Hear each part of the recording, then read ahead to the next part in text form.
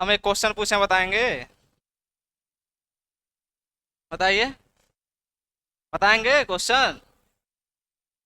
चलिए बताइए तब क्वेश्चन। थोड़ा स्टेटमेंट में है, क्योंकि ऐसे क्वेश्चन आ रहे हैं आजकल, क्यों? हैं? स्टेटमेंट फर्स्ट जो आपका है, mitochondria and chloroplast.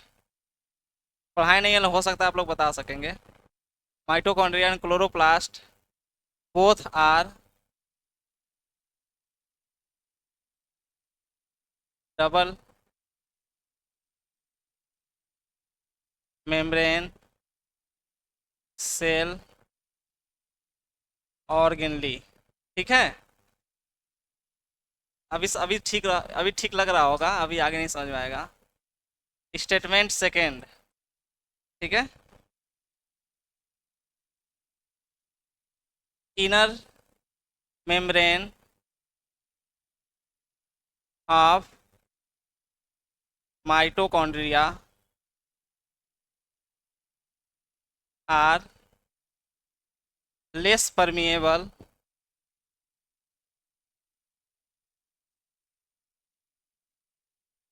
As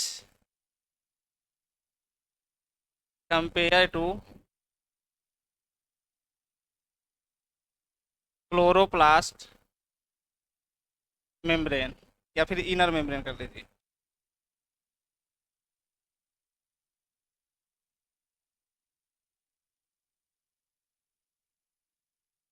chloroplast inner membrane. अब नई चीज निकल रहा है, नया है। चलिए इसमें आपको जो है चूज करना है, चूज दी राइट आंसर।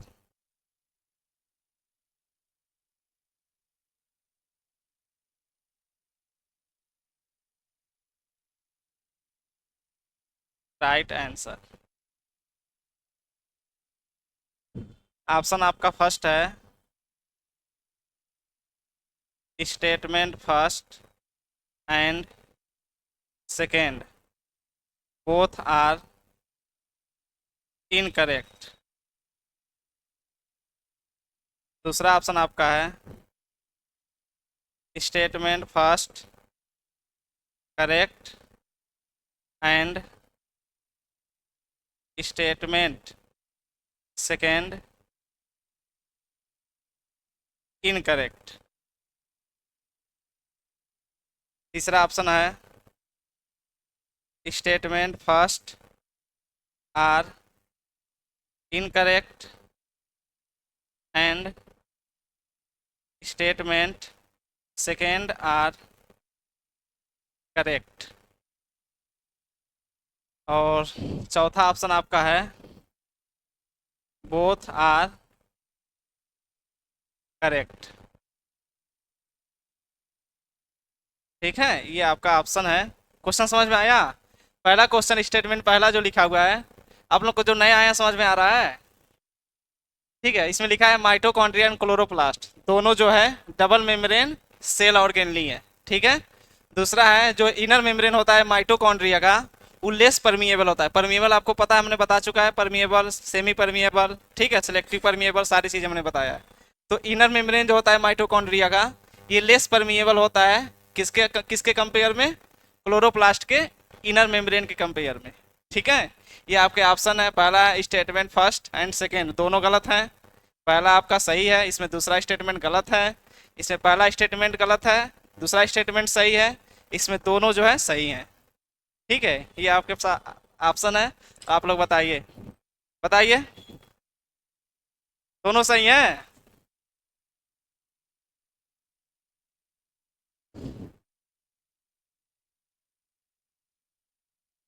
बताइए। क्या दूसरा बता रहे हैं आप? कौन कौन दूसरा बता रहे हैं और बताइए। दो, तीन और चार और लोग इधर। इधर चार लोग हैं बता रहे हैं, ठीक है। चलिए और लोग बताइए। पहला कौन कौन बता रहे हैं? फर्स्ट में कौन कौन है? फर्स्ट में कोई नहीं है। चलिए थर्ड में, थर्ड बताइए। पढ़ा तो चुके हैं, ऐसी बात तो नहीं है कि नहीं पढ़ाए हैं। और अगर आप अगर सोच रहे हैं कि क्वेश्चन आपको लाइन टू लाइन जिस तरह हमने लिखाया है उस तरह अगर आएगा, तो उसकी आशा छोड़ दीजिए आप लोग, क्योंकि आपको लिखाया गया है सिर्फ समझने के लिए। समझिए, क्वेश्चन जिसके अनुसार है उस अनुसार आपको क्वेश्चन सही करने होते हैं। ठीक है। अब सीधा है तो पूछा नहीं गया क्रोमोजोम नंबर उसका कितना है, बोटेनिकल नेम कितना है, तो अब डायरेक्ट नहीं पूछा जाएगा, अब ऐसे क्वेश्चन पूछा जाएगा। और ऐसे क्वेश्चन आपके आते हैं, चाहे जेआरएफ दे लीजिए, चाहे सीयूटी दे लीजिए, या फिर कोई भी एग्जाम दीजिए, ऐसे घुमा के क्वेश्चन आते हैं। ठीक है। चलिए तीसरा बताइए, आप लोग बताइए। पीछे दो और पीछे चार लोग, वो तो बता चुकी हैं चौथे में। आप लोग बताइए दूसरा। आप भी दूसरा बता रही हैं।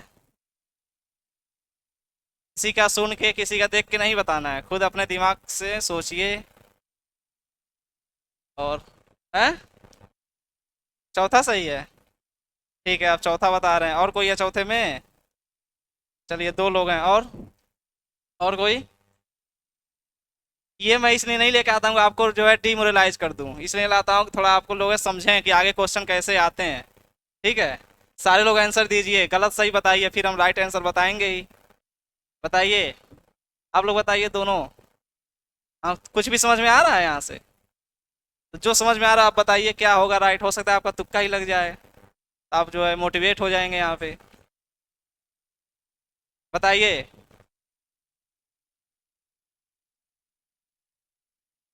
क्वेश्चन तो समझ में आ रहा है? पहला सही है, दूसरा गलत है? हैं? दूसरे वाले में थोड़ा सा आप लोग दिमाग लगाएंगे तो बता पाएंगे, क्योंकि माइटोकॉन्ड्रिया के बारे में तो हमने सारी चीज़ें बता दी हैं। माइटोकॉन्ड्रिया के बारे में तो हमने सारी चीज़ें बता दिया है। ठीक है। क्लोरोप्लास्ट प्लास्ट के बारे में थोड़ी सी आज बताएंगे, थोड़ी सी क्या पूरा बताएंगे। दोनों सही हैं। चलिए, इसमें हो गए तीन लोग। और अच्छा, एक आप भी थे ना, चार लोग हो गए इसमें। और बताइए, चार और चार आठ, बस आठ ही लोग बताएंगे आंसर, और लोग? आप दोनों भी बताइए। दोनों सही हैं? हैं? ठीक है, चलिए आप दोनों लोग इसी में हैं। और आप लोग नहीं बताए हैं पीछे? नहीं नहीं, वो दोनों लोग आपके पीछे। सेकंड आप लोग बता रहे हैं दोनों लोग? चलिए ठीक है। और लोग बताइए, आप भी आंसर दीजिए। फोर्थ। ठीक है। और जल्दी बताइए, फिर आगे पढ़ाना भी तो है, पूरा टाइम इसी में चला जाता है। आप बताइए। आप पढ़ चुके हैं, कई बार पढ़ चुके हैं।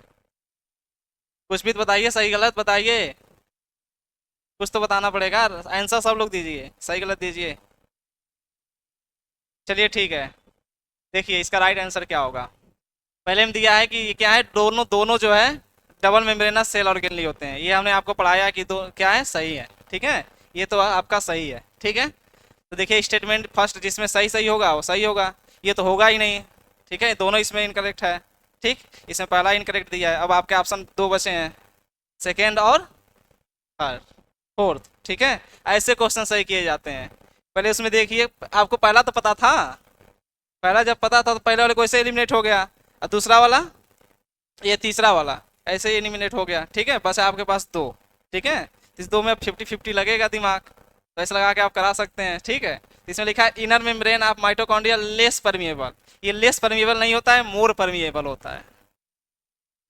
ठीक है, ये जो है लेस परमिएबल नहीं होता है, कैसा होता है, मोर परमिएबल होता है, इसलिए ये जो है स्टेटमेंट आपका गलत है। तो देखिए जिसमें पहला सही होगा दूसरा इनकरेक्ट होगा, वही सही होगा आपका, यानी कि दूसरा ऑप्शन आपका क्या है, सही है। क्यों बता दे रहे हैं ये चीज़ें, ये चीज़ें आप लोग को समझ में नहीं आया, बता देते हैं। ठीक है, जैसे देखिए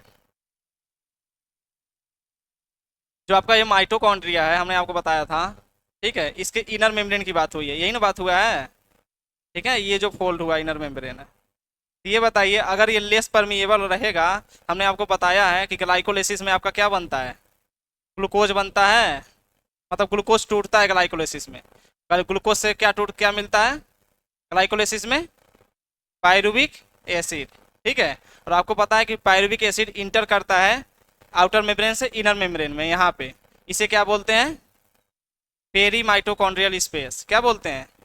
पेरी माइटोकॉन्ड्रियल स्पेस। ठीक है, तो यहाँ पे एक अलग अलग टाइप का रिएक्शन होता है जिसे बोलते हैं लिंक रिएक्शन। ठीक है, लिंक रिएक्शन में क्या होता है, आपके पायरुविक एसिड को तोड़ा जाता है, पायरुविक एसिड को तोड़ दिया जाता है, किस में चेंज होता है ये? एसिटाइल कोएंजाइम ए में। ठीक है, तो एसिटाइल कोएंजाइम जो आपका बना है, मॉलिक्यूल बना है, ये बताइए अगर आपका इनर मेम्ब्रेन अगर लेस परमिएबल रहेगा, ये वाला इनर मेम्ब्रेन अगर लेस परमिएबल रहेगा तो क्या ये एसिटाइल कोएंजाइम इसमें इंटर कर पाएगा?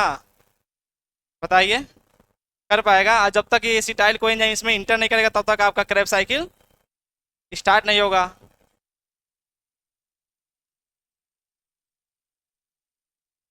माइटोकॉन्ड्रिया को जो है, जो इनर मेम्ब्रेन इसको इसको जो है ये आपका लेस परमिएबल हो सकता है, जो आपका आउटर मेम्ब्रेन है ये जो है आपका लेस परमिएबल हो सकता है। और उसका कंपेयर किया है किससे? क्लोरोप्लास्ट से। तो क्लोरोप्लास्ट के मेम्ब्रेन से कोई मतलब ही नहीं है। आज तक कोई रिएक्शन पढ़े हैं जो आपके क्लोरोप्लास्ट के मेम्ब्रेन में होता है, चाहे आउटर मेम्ब्रेन में चाहे इनर मेम्ब्रेन में? क्लोरोप्लास्ट के किसी भी मेम्ब्रेन में कोई भी रिएक्शन नहीं होता है। यहाँ पे कोई भी मेम्ब्रेन का कोई अस्तित्व मतलब ज़्यादातर काम नहीं है, ज़्यादातर काम आपके माइटोकॉन्ड्रिया के मेम्ब्रेन का होता है। ठीक है, जो आपका माइटोकॉन्ड्रिया है इसे लेस परमिएबल बोल सकते हैं। ये जो होता है आपका स्मॉल मॉलिक्यूल के लिए परमिएबल होता है, कुछ जो बड़े मॉलिक्यूल होते हैं उनके लिए परमिएबल नहीं होता है। लेकिन जो आपका इनर मेम्ब्रेन जो आप ये देख रहे हैं, ठीक है, जो फोल्ड हुआ है ये आपका मोर परमिएबल होता है, क्योंकि इसे परमिएबल होना जरूरी है, मोर परमिएबल होना जरूरी है, क्योंकि जब तक आपका एसिटाइल कोएंजाइम इसमें इंटर नहीं करेगा तब तक आपका क्रेब साइकिल स्टार्ट नहीं होगा। ठीक है, तो इसीलिए जो आपका इनर मेम्ब्रेन होता है आपके किसका? माइटोकॉन्ड्रिया का, क्लोरोप्लास्ट के मेम्ब्रेन से मोर परमिएबल होता है। ठीक है, लेस परमिएबल नहीं होता है। आए समझ में? समझ में आया है? फिर से बताते हैं, इसके लिए हमें पूरा रिस्पायरेशन पढ़ाना पड़ेगा। पढ़ा दें? लाइए तो थोड़ा सा बता ही देते हैं।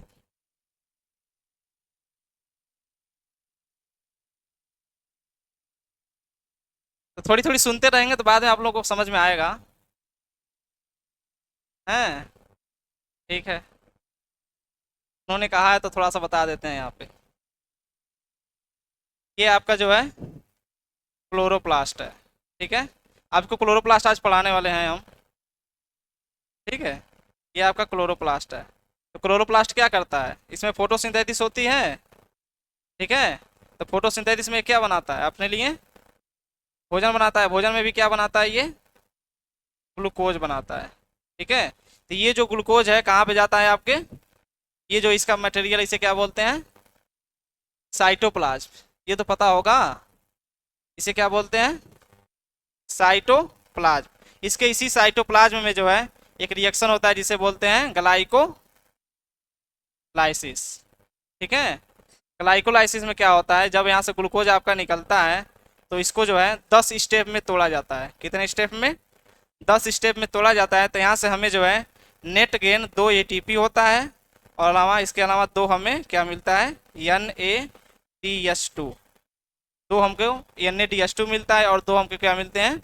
एटीपी मिलते हैं। ठीक है, उसके बाद से ग्लूकोज को तोड़ने के लिए, और जो ग्लूकोज आपका फाइनली 10 स्टेप में जब टूट जाता है तो जो मॉलिक्यूल बनता है उस मॉलिक्यूल का नाम क्या है?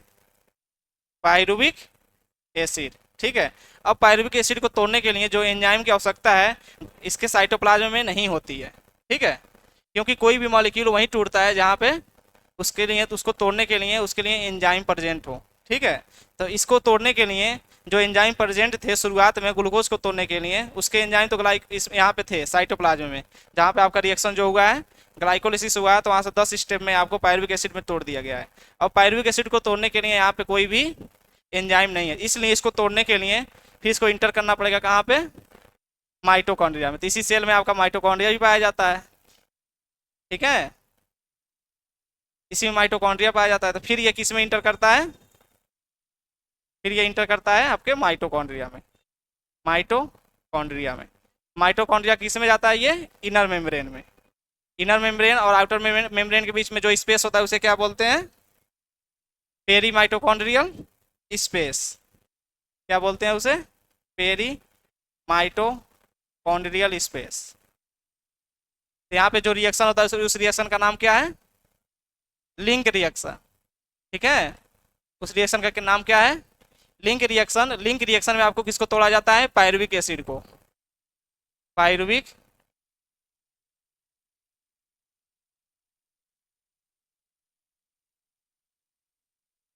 पायरुविक एसिड को तोड़ा जाता है किसमें? एसिटाइल एसिटाइल कोएंजाइम ए में। ठीक है, अब इसको तोड़ने के लिए, पायरुविक एसिड को तोड़ने के लिए एंजाइम किस में थे? आपके पेरी माइटोकॉन्ड्रियल स्पेस में थे। ठीक है, लेकिन अब एसिटाइल कोएंजाइम को तोड़ने के लिए जो एंजाइम की आवश्यकता होती है वो कहाँ होते हैं? आपके इसके मैट्रिक्स में। ठीक है, इसके किस में?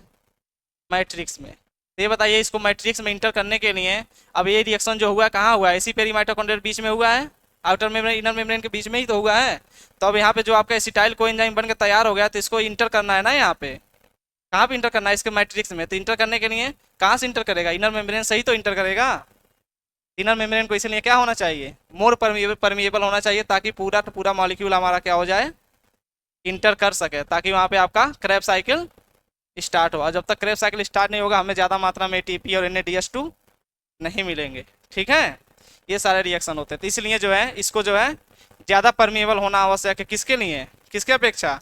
आपके क्लोरोप्लास्ट के अपेक्षा। ठीक है, समझ में आया? थोड़ा सा समझ में आया? आगे समझ में आएगा जब रिस्पायरेशन पढ़ाएंगे तो। हमारा टॉपिक था ही नहीं है। चलिए ठीक है। हाँ, देखिए, जो आपका फोटोसिंथेसिस हो या फिर रिस्पायरेशन हो, क्रॉप फिजियोलॉजी हो, उसको स्टार्ट करने से पहले हमें आपको पूरा सेल ऑर्गेनली पढ़ाना पड़ेगा। अगर आप रिस्पायरेशन पढ़ेंगी तो उसके लिए आपको माइटोकॉन्ड्रिया की जानकारी होनी चाहिए। इसलिए मैंने साइटोलॉजी स्टार्ट किया है, ताकि आपको स्टेप बाय स्टेप सारे सेल ऑर्गेनली पढ़ा दें, तब जाके क्रॉप फिजियोलॉजी स्टार्ट करें। और समझ में आया क्यों पहले साइटोलॉजी पढ़ा रहे हैं? ये बताइए, डायरेक्ट अगर हम बना देते हैं सीधा माइटोकॉन्ड्रिया में इंटर करते हैं, तो mitochondria inner membrane outer membrane उसके बीच में जो स्पेस है उसके बारे में आपको जानकारी होता अगर पहले नहीं पढ़ाए होते तो। इसलिए उसके बारे में क्या क्या हो रही है अंदर माइटोकॉन्ड्रिया में, कौन कौन से मेम्ब्रेन है, कौन सा मॉलिक्यूल बन रहा है, कौन सा स्पेस है, इन सब की जानकारी लेने के लिए आपको पहले उसके बारे में पढ़ना तो पड़ेगा। इसलिए पहले हम साइटोलॉजी पढ़ा रहे हैं, ताकि आपको सारे सेल ऑर्गेनली एक तरफ से पढ़ा दें। आज पढ़ाएंगे क्लोरोप्लास्ट, तो फोटोसिंथेसिस को समझने के लिए, पढ़ने के लिए आपको क्लोरोप्लास्ट की जानकारी होनी चाहिए कि नहीं होनी चाहिए? इसलिए मैं आपको साइटोलॉजी पहले पढ़ा रहा हूँ, ताकि सारा डाउट आपका क्लियर हो, ताकि जब क्रॉप फिजियोलॉजी आपको पढ़ाएं तो ज़्यादा दिक्कत ना हो। ठीक है, समझ में आया क्यों मैं पहले साइटोलॉजी पढ़ा रहा हूँ? नहीं तो मैं सीधा वही शुरुआत, पहले इन लोगों को शुरुआत वही किया था। इन लोगों को पहले प्लांट फिजियोलॉजी स्टार्ट किए थे, फिर ये लोग बोले हमको समझ में नहीं आ रहा है, फिर मैंने साइटोलॉजी स्टार्ट किया, साइटोलॉजी पूरा पढ़ा दिया, तब जाकर फिर क्रॉप फिजियोलॉजी स्टार्ट किया, क्योंकि वैसे ही तो किए थे। इसलिए मैंने इस बार जो है साइटोलॉजी स्टार्ट किया है। चलिए, हेडिंग डाल लीजिए प्लास्टिड।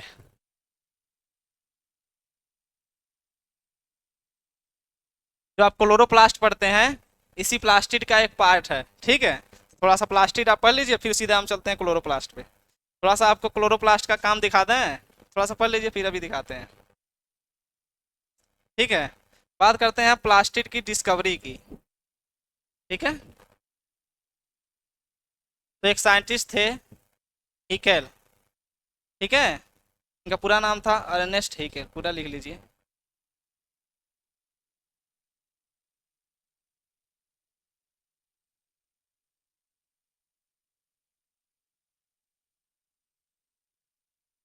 कब?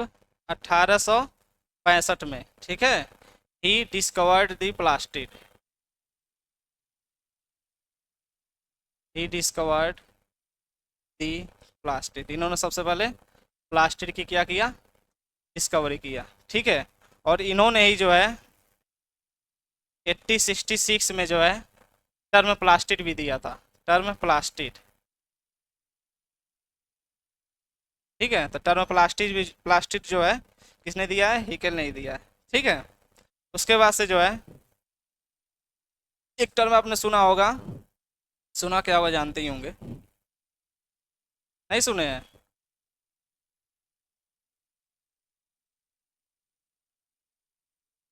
क्लोरोप्लास्ट। जो क्लोरोप्लास्ट है, ये टर्म किसने दिया है?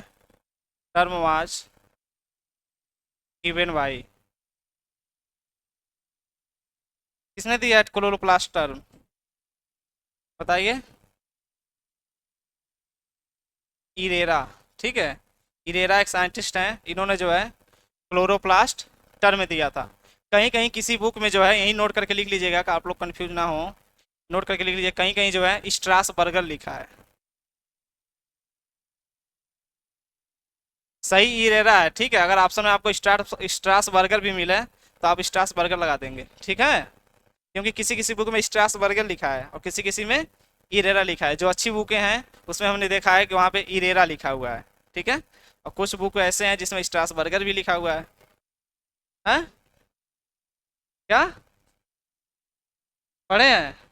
ठीक है, पढ़े हैं तो अच्छी बात है। आपने इसको क्रोमोजोम में पढ़ा होगा, क्रोमोजोम की डिस्कवरी इन्होंने किया है, ठीक है। कहाँ पढ़े हैं? दोनों में पढ़े हैं, अच्छी बात है। तो दोनों जानते रहिएगा, ठीक है। अपने हिसाब आप लोग सही कर लीजिएगा आंसर।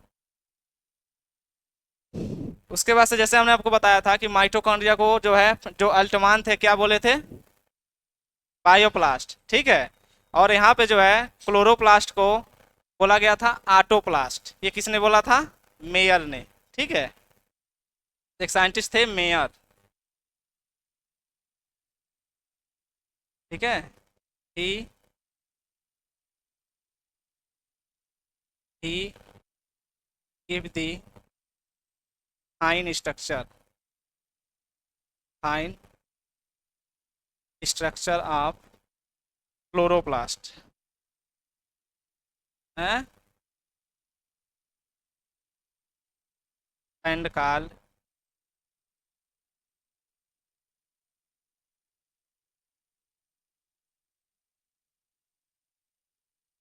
आटोप्लास्ट। और उसको क्या कहा था इन्होंने? आटोप्लास्ट कहा था। किसने? मेयर ने। और आपने एक साइंटिस्ट और इन्हीं को पढ़े होंगे आप लोग, एडोल्फ मेयर के बारे में जानते हैं? कहीं पढ़े हैं एडोल्फ मेयर के बारे में आप? कहाँ पढ़े हैं? एक और मेयर हैं? आपने वायरोलॉजी में पढ़ा होगा, ठीक है। तो सबसे पहले टोबैको मोज़ेक वायरस पे काम करने वाले जो साइंटिस्ट थे, एडोल्फ मेयर ही थे, ठीक है। ये वहाँ पे सिद्ध नहीं कर पाए थे कि ये किससे हो रहा है, फंगस मतलब बैक्टीरिया से हो रहा है कि वायरस से हो रहा है। हो रहा था वायरस से। इनको लग रहा था कि कोई इन्फेक्टेड सेफ है जो ट्रांसमिट हो रहा है, जिसकी वजह से टोबैको मोज़ेक वायरस डिजीज फैल रही है। वहाँ पे सही नहीं बता पाए थे। तो उसके बाद से एक साइंटिस्ट आए थे, दिमित्री इवानोवस्की। उन्होंने क्या किया था, टोबैको मोज़ेक वायरस को बैक्टीरियल प्रूफ फिल्टर से पास आउट किया था, ठीक है। उसके बाद से एक साइंटिस्ट और आए, बेजरिंग। बेजरिंग ने जो है टर्म वायरस दिया था। फादर ऑफ वायरोलॉजी भी इन्हीं को बोला जाता है, ठीक है। पूरा वायरोलॉजी स्टार्ट हो जाएगा फिर।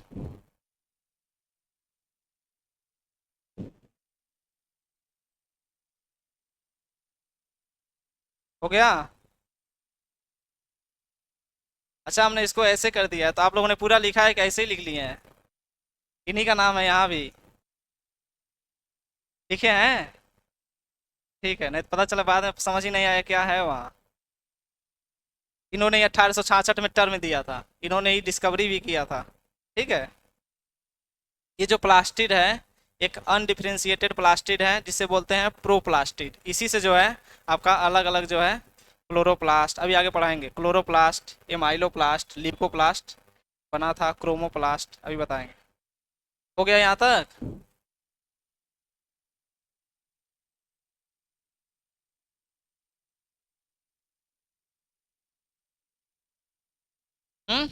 क्लोरोप्लास्ट को क्या बोलते हैं? आटोप्लास्ट। ये किसने कहा था, ये पूछा जाता है, क्लोरोप्लास्ट को आटोप्लास्ट किसने कहा था? मेयर ने कहा था, ठीक है। उसी तरह जब माइटोकॉन्ड्रिया में भी पूछा जाता है, माइटोकॉन्ड्रिया को बायोप्लास्ट किसने कहा था? अल्टमान ने कहा था, ठीक है। हम्म फिला फ्लेमिंग ने कहा था। यप से फ्लेमिंग, यप से फिला, कंफ्यूज नहीं होंगे, ठीक है। हैं? बताइए। ठीक है, हो गया यहाँ तक? आपका हो गया पीछे?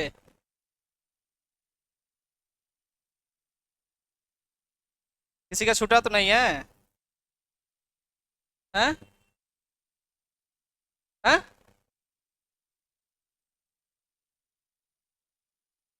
चलिए ठीक है। बात करें प्लास्टिड की, ठीक है। तो प्लास्टिड जो है आपका एक अनडिफरेंशिएटेड प्लास्टिड है,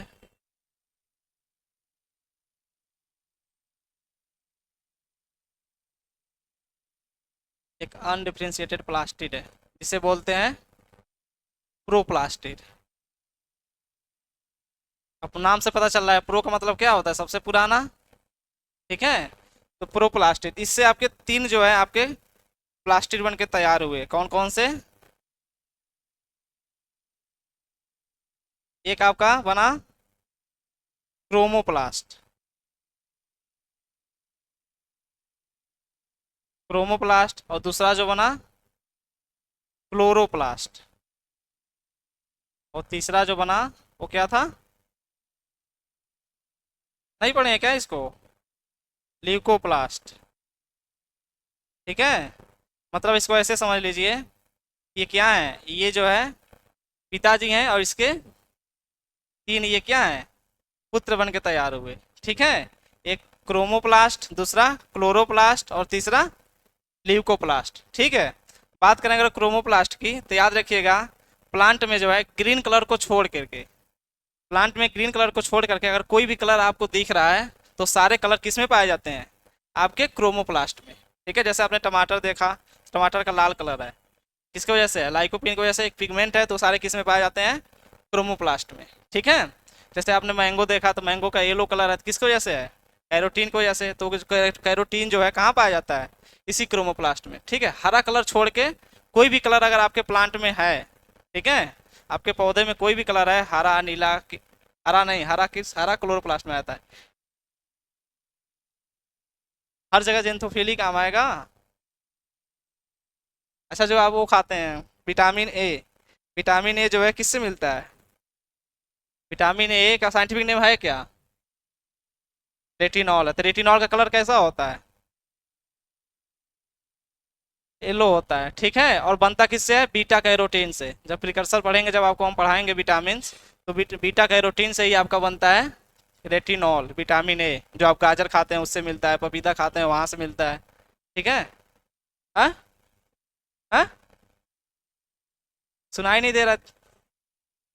मछली का तेल? क्या हुआ मछली का तेल? उसमें ही पाया जाता है?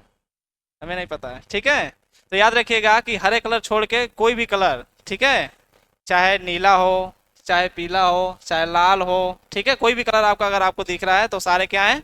आपके क्रोमोप्लास्ट है। समझ में आया? ठीक है, ये इसमें लिख सकते हैं आप लोग नीचे, ये क्या होता है? कलरफुल प्लास्टिड होता है। कलरफुल प्लास्टिड, एक्सेप्ट किसको छोड़ के? एक्सेप्ट ग्रीन कलर, यानी ग्रीन कलर को छोड़ के जो भी आपको कलरफुल अगर चीज आपको पौधे में दिखाई दे रहा है तो उसे क्या बोलते हैं? क्रोमोप्लास्ट। ठीक है, क्लोरोप्लास्ट की बात करें तो यहाँ पे नाम से पता चल रहा है कि यहाँ क्या लिखा हुआ है? क्लोरो, यानी कि इसमें क्या प्रेजेंट होगा? प्रेजेंस ऑफ क्लोरोफिल, यही तो प्रेजेंट होगा, chlorophyll so that are green. यानी कि जो ग्रीन ग्रीन कलर आपको दिखता है प्लांट में, किसकी वजह से दिखता है? क्लोरोप्लास्ट, या फिर क्लोरोप्लास्ट नहीं हुआ तो वहां पे आपको क्लोरोफिल देखने को मिलेगा। ठीक है, इसको लिख लीजिए, फिर ल्यूकोप्लास्ट को आगे बात करते हैं। आ रहा है समझ में? आपको समझ में आ रहा है? पढ़ेंगे तब समझ में आएगा आगे। आप लोगों को समझ में आ रहा है? पढ़े हैं इसको कभी? हैं? क्या हुआ? काम नहीं आएगा? अच्छा,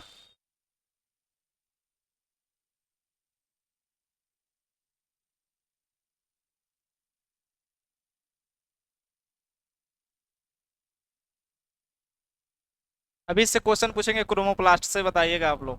ठीक है,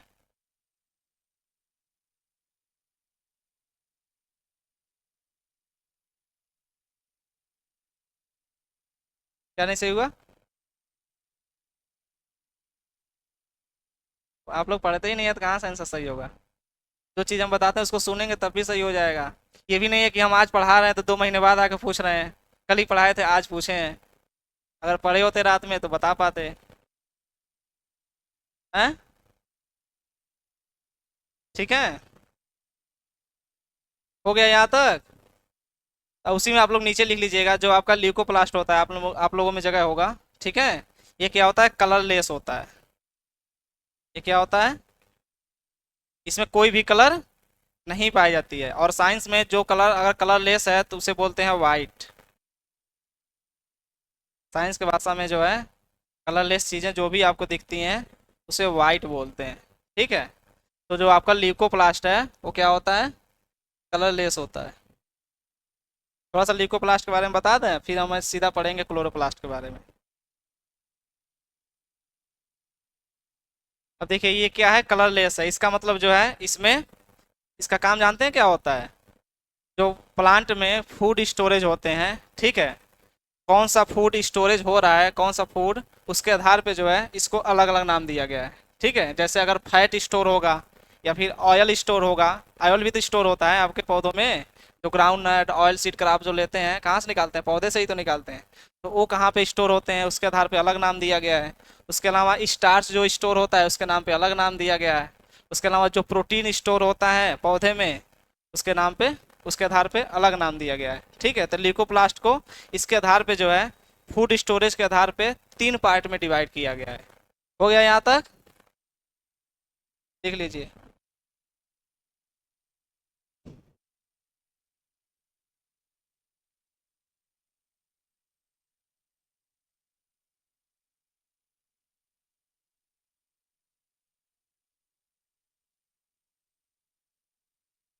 चले, हो गया।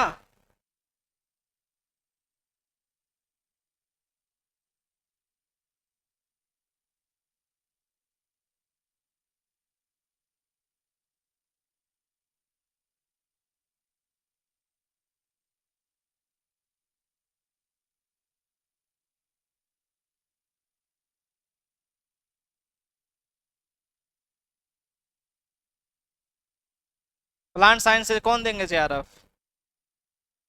एक आप देंगे और है, आप दिए थे ना प्लांट साइंस से जेआरएफ। कितना स्कोर है, 142। रैंक की स्कोर, नंबर, रैंक नहीं आई है। और कोई देने वाले हैं जो बीएससी कर रहे हैं, थर्ड थर्ड ईयर या फोर्थ ईयर में हैं, तो उनको देना है जेआरएफ प्लांट साइंस। जानते हैं इसका मतलब, नहीं जानते हैं। जैसे अगर आपको एमएससी में एडमिशन लेना है और कोई सेंट्रल यूनिवर्सिटी चाहिए, जैसे आईआरआई आईसीएआर या फिर जो भी सेंट्रल यूनिवर्सिटी हैं, ठीक है, तो उसमें अगर आपको एडमिशन लेना है और उसके साथ साथ आपको फेलोशिप भी लेना है, स्कॉलरशिप भी लेना है, 12,000 रुपये पर महीने, तो आप आईसीआर से एमएससी कर सकते हैं। ठीक है, अगर आपको नॉन जेआरएफ मिलेगा तो उसमें आपको 5 या 6 हज़ार मिलते हैं। ठीक है, अगर आप जेआरएफ की सीट पाएंगे तो उसमें 12,000 रुपये पर महीने मिलते हैं एमएससी वालों को। वहीं अगर आप एमएससी कर लिए और एसआरएफ निकाल लिए आगे चल के और पीएचडी में एडमिशन ले लिए, तो शायद इस समय जो है पर महीने का 38 या 40 हज़ार रुपये हो गया है फेलोशिप। 40 हज़ार लगभग फेलोशिप हो गया है। ठीक है, तो अपॉर्चुनिटी बहुत अच्छा है, जितना अच्छा आप मेहनत करेंगे उतना अच्छा जाएंगे। मैंने जेआरएफ में एडमिशन नहीं लिया, थोड़ा सा दिक्कत की वजह से, नहीं तो मैं जेआरएफ में ही एडमिशन लिया होता। ये सारी चीज़ें जो प्लांट साइंस से आप देंगे, अगर प्लांट साइंस से ये सारी चीज़ें डिटेल से पूछी जाती हैं। ठीक है, और यहाँ से पढ़ने के बाद हमें नहीं लगता कि आपसे कोई क्वेश्चन छूटेगा, अगर अगर आप अच्छे से इसको पढ़ लें तो आगे आप लोग मन बनाइएगा किससे देना है किससे नहीं। ठीक है, बात करते हैं ल्यूकोप्लास्ट की।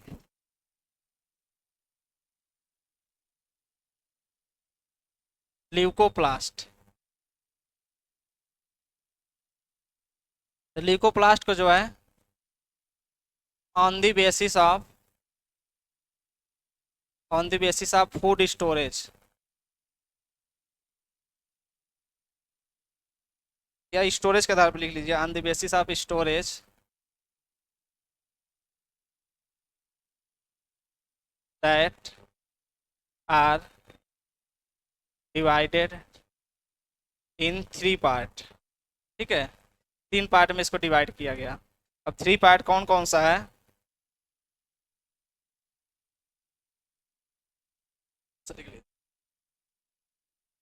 3 पार्ट में कौन कौन सा है, पहला जो आपका है उसे बोलते हैं एमाइलो प्लास्ट।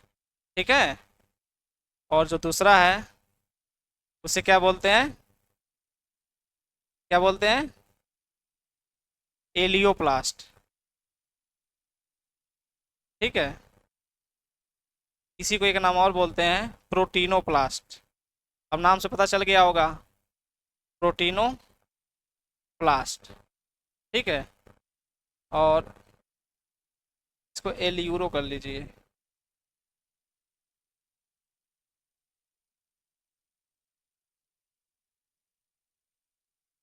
एल यूरोप्लास्ट। ठीक है। और ये है इलेई प्लास्ट। इसे क्या बोलते हैं? इलेई प्लास्ट बोलते हैं। ठीक है। लिखना स्टार्ट हो गया। अभी हम इसमें समझाने वाले थे एक तरफ से। ठीक है। ये आपका एमाइलोप्लास्ट है। ये एल्यूरोप्लास्ट, जिसे प्रोटीनोप्लास्ट भी बोलते हैं। ठीक है। और इसे क्या बोलते हैं? इलेई प्लास्ट। ठीक है। बात करें एमाइलोप्लास्ट की, तो ऐसा कोई भी चीज़, मतलब स्टार्च। ठीक है, बात करेंगे यहाँ पे स्टार्च की। अगर स्टार्च अगर आपका जहाँ स्टोर होगा, कहाँ पे? प्लांट में, उसे क्या बोलेंगे? एमाइलोप्लास्ट। यानी कि ये क्या स्टोर करेगा? Store the starch. ठीक है। जैसे आपने पढ़ा होगा एग्जाम्पल में, अगर बात करें तो जितना आप सीरियल्स पढ़ते हैं, चाहे राइस हो, चाहे आपका वीट हो, ठीक है, ये जितने भी आप सीरियल्स, या फिर यहाँ लिख सकते हैं आल सीरियल्स, जितने भी आप सीरियल्स पढ़ते हैं, ठीक है, एंड पोटैटो। पोटैटो में क्या पाया जाता है ज़्यादा? स्टार्च पाया जाता है। ठीक है। तो जितने भी सीरियल्स हैं और पोटैटोज हैं, ये सारे चीज़ किसके सोर्स हैं? आपके स्टार्च की। यहाँ से स्टार्च ही तो मिलता है हमें, कार्बोहाइड्रेट जिसे आप बोलते हैं। ठीक है। तो ये सारे चीज आपके जो जिसमें जिसमें स्टोर होंगे, और उस स्टोर के नाम पे इसको एक अलग नाम दे दिया गया, जिसे क्या बोलते हैं? एमाइलो प्लास्ट। ठीक है। तो जहाँ पे स्टार्च इकट्ठा होगा, उसे क्या बोलेंगे? एमाइलोप्लास्ट। ठीक है, इसको याद रखिएगा। यहाँ देखिए नाम से पता चल रहा है, प्रोटीनोप्लास्ट, या फिर इसी को क्या बोलते हैं? एल्यूरोप्लास्ट बोलते हैं। तो यहाँ पे क्या स्टोर होगा? ठीक है, तो यहाँ पे क्या स्टोर होगा? Store the protein. किसको स्टोर करेगा? प्रोटीन को। ठीक है। एग्जाम्पल में बात करेंगे, तो आपने देखा होगा, जो मक्का होता है, मक्का का एक दाना उठाएंगे तो उसपे एक लेयर पाया जाता है, जिसे बोलते हैं एलुरॉन लेयर। ठीक है। उस एलुरॉन लेयर में प्रोटीन की मात्रा पाई जाती है। तो इसके एग्जाम्पल में पूछा गया है क्वेश्चन। ठीक है। Aleurone layer, aleurone layer of मेज, मेज ग्रेन।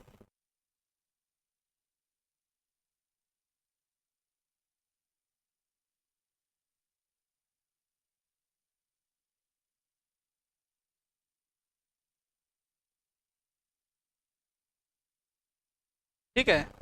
तो मेज ग्रेन का जो है एल्यूरॉन लेयर जो होता है, उसमें क्या पाया जाता है? प्रोटीन। ठीक है। तो कहाँ इकट्ठा होता है? उसी को क्या बोलते हैं?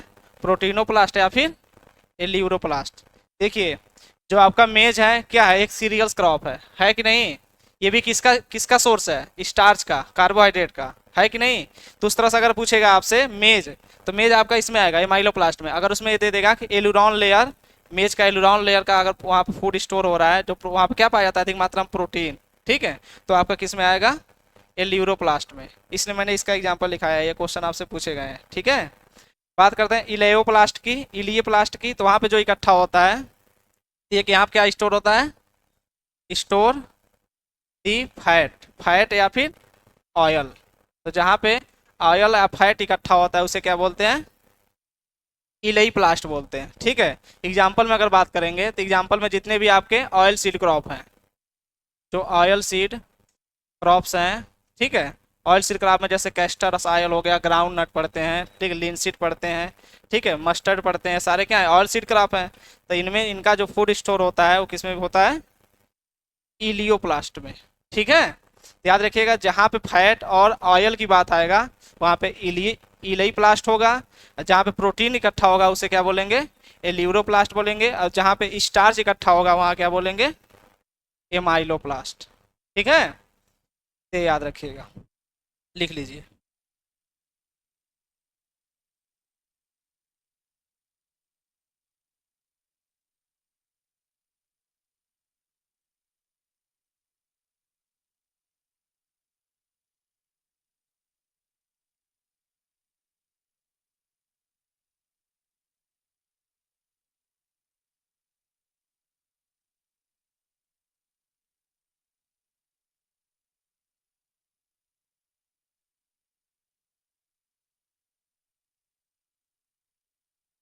हाँ पल्सेस उसी में आएंगे, आप लोग लिख सकते हैं उसको।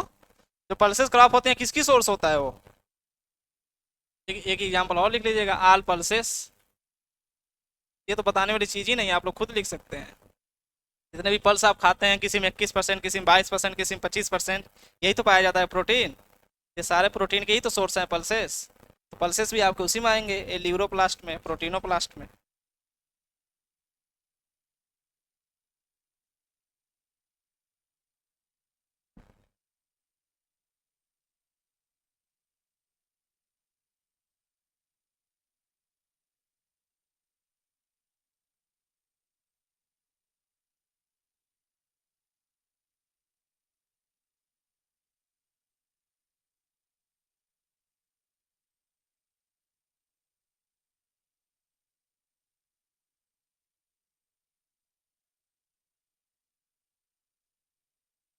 तो समझ में आ रहा है? उनका नाम ही भूल जाते हैं, क्या नाम है? हैं? अंकुश। बताइए, आपको समझ में आ रहा है? नहीं आएगा तो बताइएगा।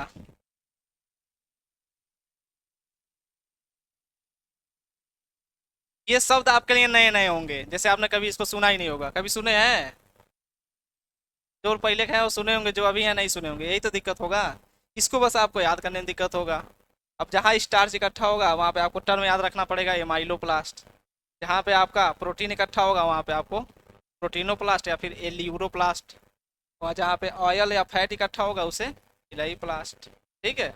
ऐसे आपसे एग्जाम्पल में क्वेश्चन भी पूछ सकता है, वहाँ पे रख करके, जैसे कैस्टर, आप लिख देगा कैस्टर, जो कैस्टर क्रॉप्स हैं। ठीक है। तो कैस्टर क्रॉप में क्या पाया जाता है, लिख देगा एग्जाम्पल में। तो आप क्या करेंगे, आपको पहले पता होना चाहिए कैस्टर में पाया क्या जाता है, कैस्टर आता किस में है। ठीक है। अगर आपको पता रहेगा कि ऑयल सीड में आता है तो आप जो है इलाई प्लास्ट सही कर देंगे वहाँ पे। ये सारी चीज़ें होती हैं। और आपको पता है कि तीन ही रूप में जो है पौधे जो है, या फिर पौधे हो या फिर एनिमल्स हो, ठीक है, तो फूड स्टोरेज करते हैं, तीन ही रूप में करते हैं। इन्हीं तीनों से हमें एनर्जी भी मिलती है। अगर एनर्जी लेना होता है सबसे पहले हम स्टार्च को तोड़ते हैं, ठीक है, कार्बोहाइड्रेट को तोड़ते हैं, ठीक है। और इससे एनर्जी अगर नहीं मिल पाती है तो फिर हम प्रोटीन को तोड़ते हैं, और तीसरे नंबर पर किसको तोड़ते हैं, फैट को।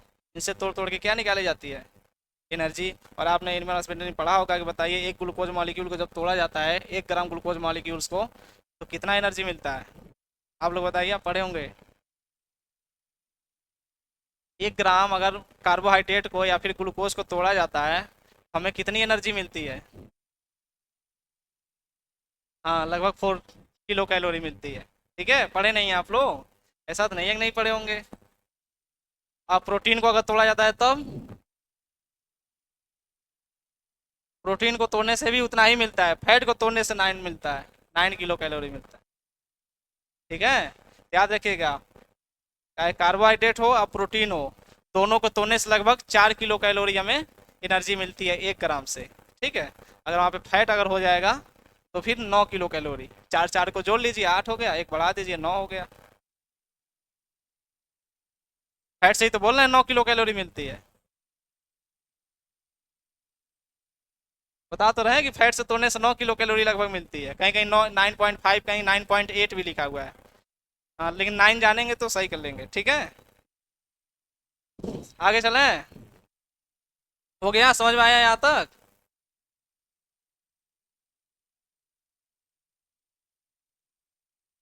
ये जो आपका प्रोप्लास्टिड है, ठीक है, हमने बताया कि इसी से ये तीनों क्या हुए हैं, ओरिजिनेट हुए हैं। ठीक है। यानी कि इनका जो जेनेटिक मटेरियल होगा, जो इनका डीएनए होगा, वो सारे इसमें भी सेम होंगे, होंगे कि नहीं होंगे? जब इसी से सारी चीज़ ओरिजिनेट हुए हैं तो उसका जो है जेनेटिक मटेरियल, या फिर जो भी कैरेक्टर है, जो इसमें पाया जाएगा वही इसमें पाया जाएगा, जो इसमें पाया जाएगा वो इसमें पाया जाएगा, पाया जाएगा। ठीक है। ये क्या है, ओरिजिनेटर है किसका?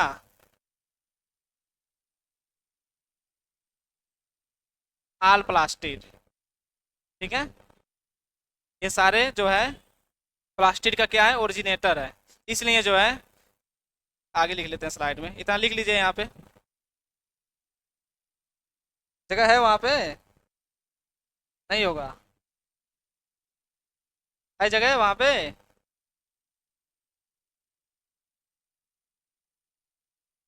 क्या हो जाए?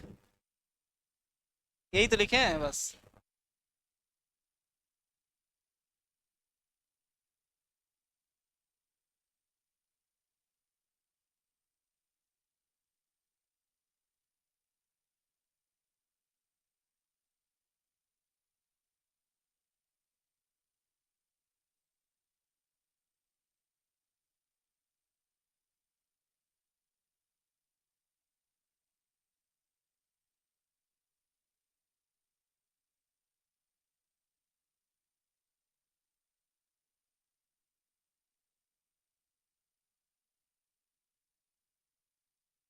हो गया? हो गया आप लोग का? ठीक है, तो हमने बताया कि जो आपका प्रोप्लास्टिड है यही क्या है, ओरिजिनेटर है। ठीक है, किसका, तीनों प्लास्टिड का। इसलिए जो है, जो आपके थ्री प्लास्टिड, तीनों प्लास्टिड हैं, थ्री प्लास्टिड आर ट्रांसफर, आपस में क्या हो सकते हैं, ट्रांसफर हो सकते हैं बिटवीन देम सेल्फ, आपस में जो है ये क्या हो सकते हैं, ट्रांसफर हो सकते हैं। ठीक है, और आपने इसका एग्जाम्पल देखा होगा। जैसे मान के चलिए आपका, अभी आप खुद बता पाएंगे यहाँ से, जैसे आपका क्लोरोप्लास्ट है, तो क्लोरोप्लास्ट जो आपका है, क्लोरोप्लास्ट क्या आपके क्रोमोप्लास्ट में चेंज हो सकता है? बताइए, क्लोरोप्लास्ट क्रोमोप्लास्ट में चेंज हो जाएगा? कैसे? जैसे मैंगो ले लीजिए, चिली मैंगो ही ले लीजिए, मैंगो बना ही लेते हैं, देखें यहाँ।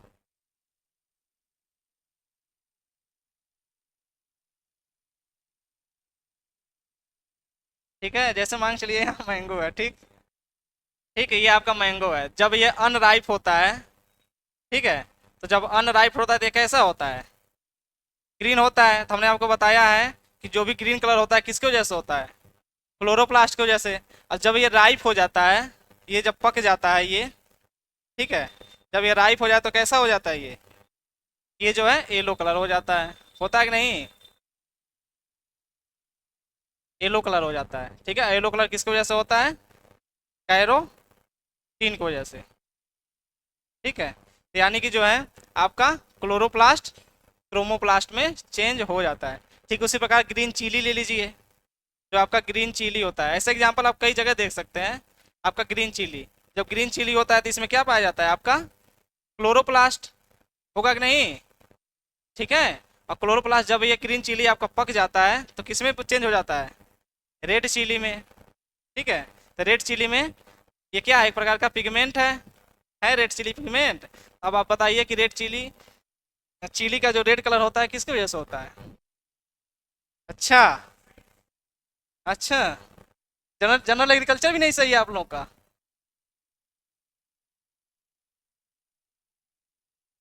कैप्सेंथीन, ठीक है, यहाँ पे कौन सा पिगमेंट होता है, कैप्सेंथीन।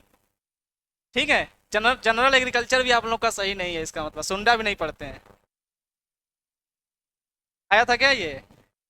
ठीक है, तो कैप्सन 3 की वजह से क्या होता है, रेड कलर हो जाता है, यानी कि आपका क्लोरोप्लास्ट किस में चेंज हो गया, क्रोमोप्लास्ट में हुआ।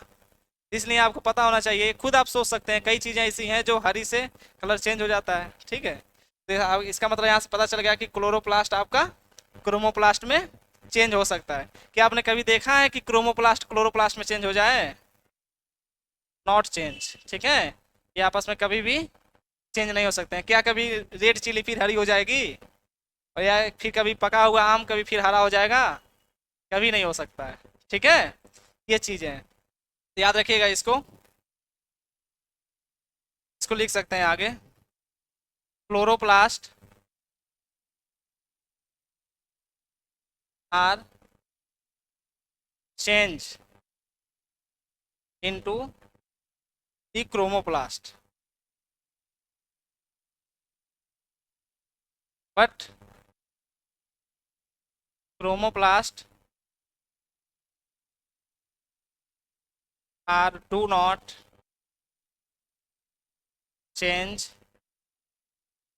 इन क्लोरोप्लास्ट। समझ में आया कि नहीं है ये चीज़ें, हैं? चलिए, आप मैं मान लीजिए आपका कंडीशन पहला है, दूसरा कंडीशन ले लीजिए एक, दूसरा कंडीशन आप ही बताएंगे। दूसरा कंडीशन, क्या आपका ल्यूकोप्लास्ट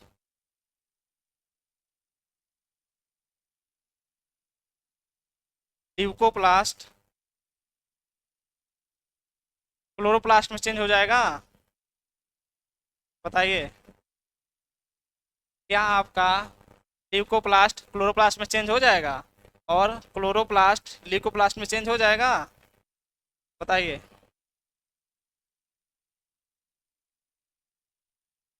अच्छा, क्लोरो ल्यूको में नहीं हो सकता है? बताइए, आप लोग बताइए कुछ सोच के।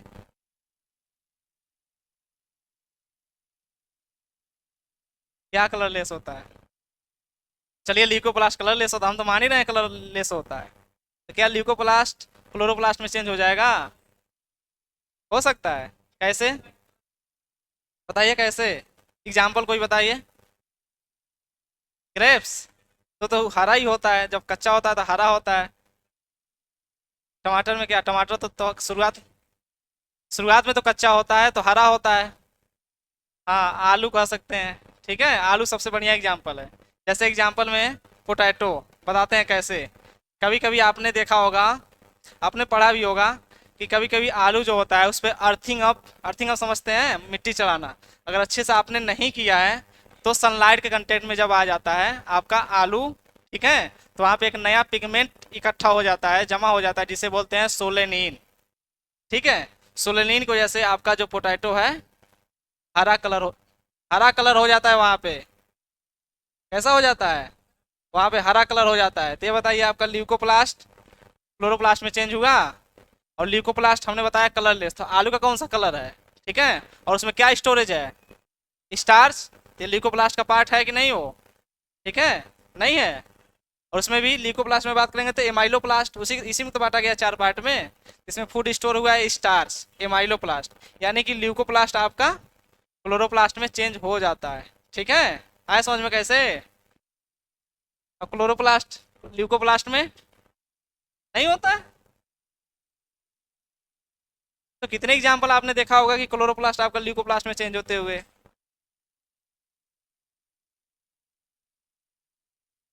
हैं? और एग्जाम्पल आप बताइए, हम नहीं बताएंगे। बहुत आसान है ये। ठीक है, पोटैटो पर सबसे बढ़िया एग्जाम्पल है इसमें।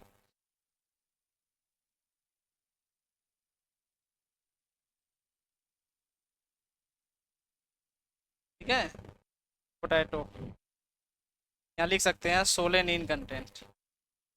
सोलेनिन कंटेंट ड्यू टू, है क्या हुआ? क्या हुआ बताइए? सुबेरिन। सुबेरिन एक प्रकार का आपका कार्बोहाइड्रेट है। ठीक है, सुबेरिन कहाँ सुने आपने? सुबेरिन एक फाइबर है। ठीक है, वो भी एक प्रकार का कार्बोहाइड्रेट है। ठीक है, वो भी कहाँ इकट्ठा होता है आपका? माइलोप्लास्ट में। तो यहाँ पे सुबेरिन की बात नहीं हो रहा है, यहाँ पे किसकी बात हो रहा है? सो, सोलेनिन की बात हो रही है। ठीक है, सोलेनिन एक पिगमेंट है जिसकी वजह से जो आलू का किसके कैसा हो जाता है, ग्रीन कलर हो जाता है। ठीक है, सनलाइट के प्रेजेंस में।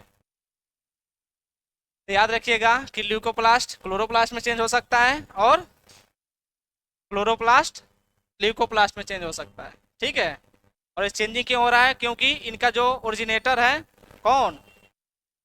प्रोप्लास्टिड। क्या है? सेम है। इसमें सारे जितने भी आपके प्लास्टिड हैं इनमें डीएनए सेम पाया जाता है, जेनेटिक मटेरियल सेम पाया जाता है, इसलिए ये आपस में क्या हो सकते हैं? कौन? तो जितना पार्ट होता है उतना तो क्लोरोप्लास्ट है।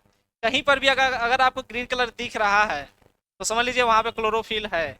क्लोरोफिल कहाँ पाया जाता है? क्लोरोप्लास्ट में। ठीक है, प्लांट में कोई भी चीज़ अगर थोड़ा सा भी आपको ग्रीन कलर दिखा तो समझ लीजिए वहाँ पे क्लोरोफिल प्रेजेंट है।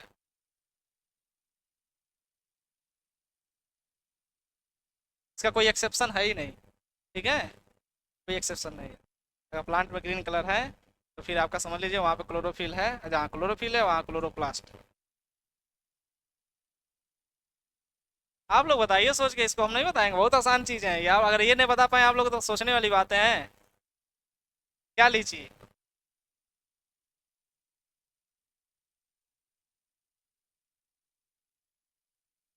ये आपका होमवर्क रहेगा। ये आप लोग होमवर्क लिख के लाएंगे कि क्या एग्जाम्पल की क्लोरोप्लास्ट ल्यूकोप्लास्ट में चेंज हो पाएगा कि नहीं। अब यहाँ बताएं तो लगभग 5-6 एग्जाम्पल बता सकते हैं, लेकिन आप लोग लेके आएंगे। ठीक है, नहीं बताया जाएगा।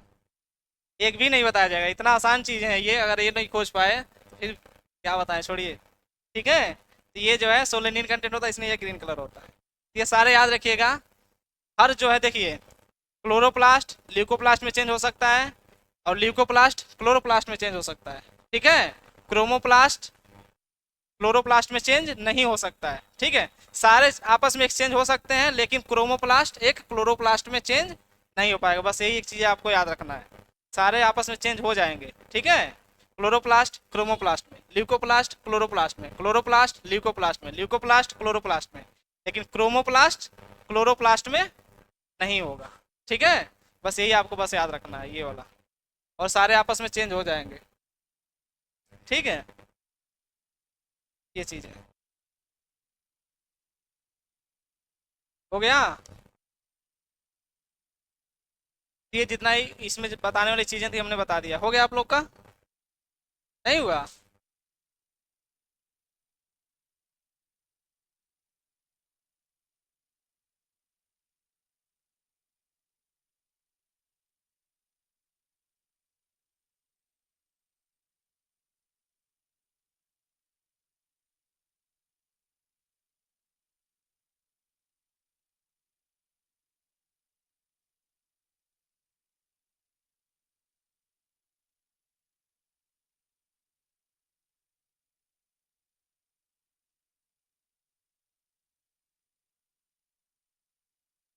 कोई ऐसी तो चीज़ जरूर होगी जो हरी रहती होगी, बाद में उसमें खाना फूड स्टोरेज हो जाता होगा। तो इतने यहाँ तक बताने पर भी नहीं बता पाएंगे तो फिर अलग ही बात है।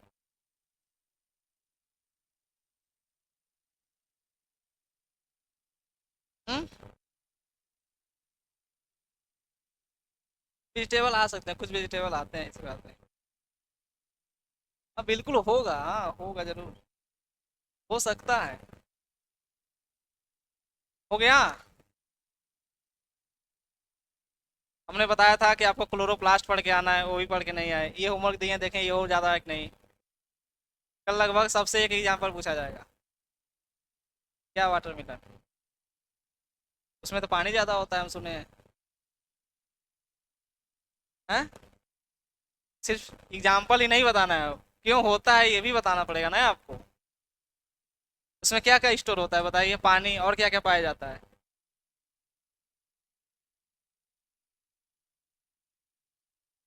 और क्या क्या पाया जाएगा उसमें? हो गया।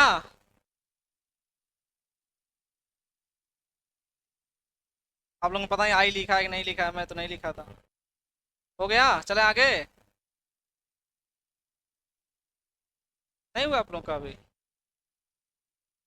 पता नहीं क्यों आज लोग टाइम लगा रहे हैं, आप लोग ज़्यादा हम ज़्यादा पढ़ा ही नहीं पाए अभी।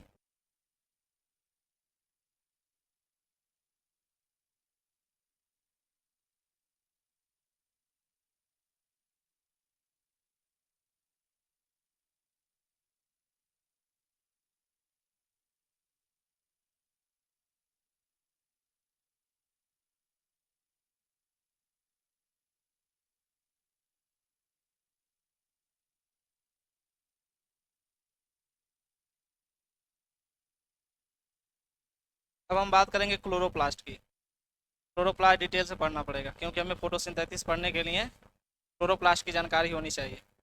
ठीक है, जितनी चीज़ें बताए हैं ये प्लास्टिड में, इतना आपको पता होना चाहिए। ठीक, तो प्लास्टिड का एक पार्ट है क्लोरोप्लास्ट। ठीक है, हो गया। बहुत स्लो लिख रहे हैं, पता है क्यों आज लोग, आप लोग खाक नहीं आए क्या?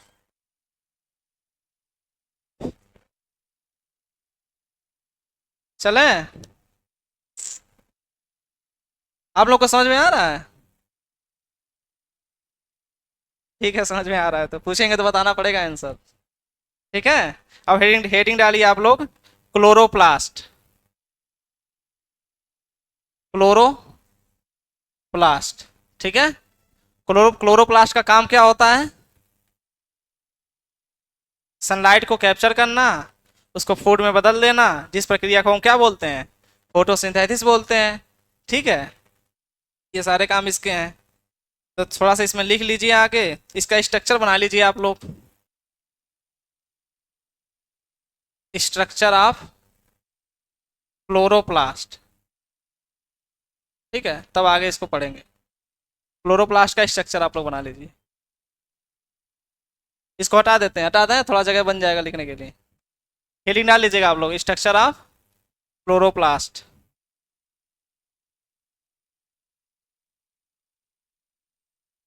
बिना देखे नहीं लिखेंगे, लिख लीजिए आप लोग, स्ट्रक्चर ऑफ क्लोरोप्लास्ट।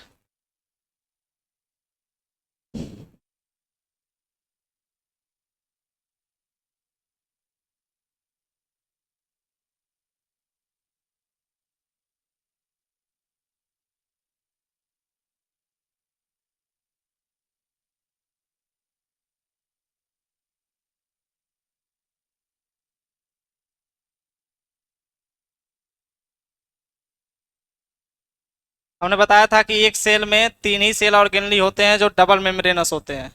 कौन कौन से? माइटोकॉन्ड्रिया, क्लोरोप्लास्ट और न्यूक्लियस। ठीक है, ये थोड़ा सा यहाँ गोल हो गया है।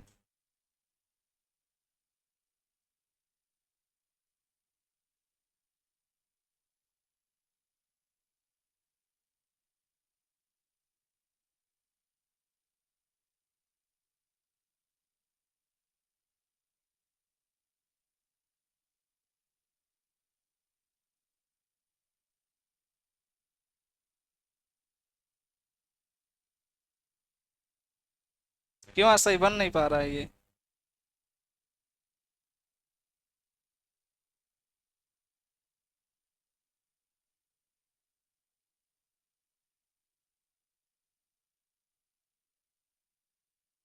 चलिए इस बार ठीक बना। और सिंगल मेम्ब्रेनस कौन कौन सा होता है? सिंगल मेम्ब्रेनस सेल ऑर्गेनली कौन कौन से होते हैं बताइए?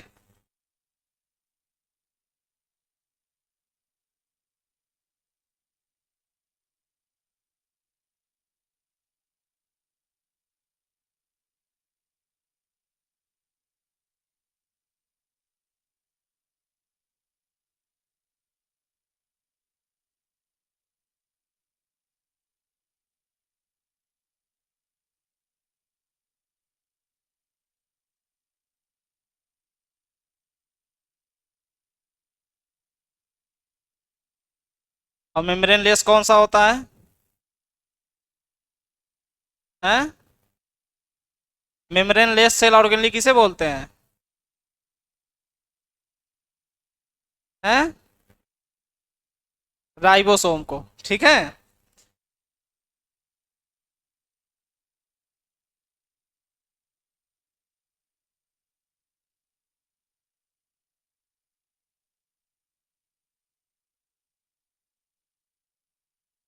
ये जो है इसका साइटोप्लाज्म है, इसके साइटोप्लाज्म को एक अलग नाम दिया जाता है जिसे क्या बोलते हैं? स्ट्रोमा। ठीक है, और माइटोकॉन्ड्रिया के साइटोप्लाज्म को क्या बोलते हैं? मैट्रिक्स। ठीक है, ये चीजें आपको पता होना चाहिए।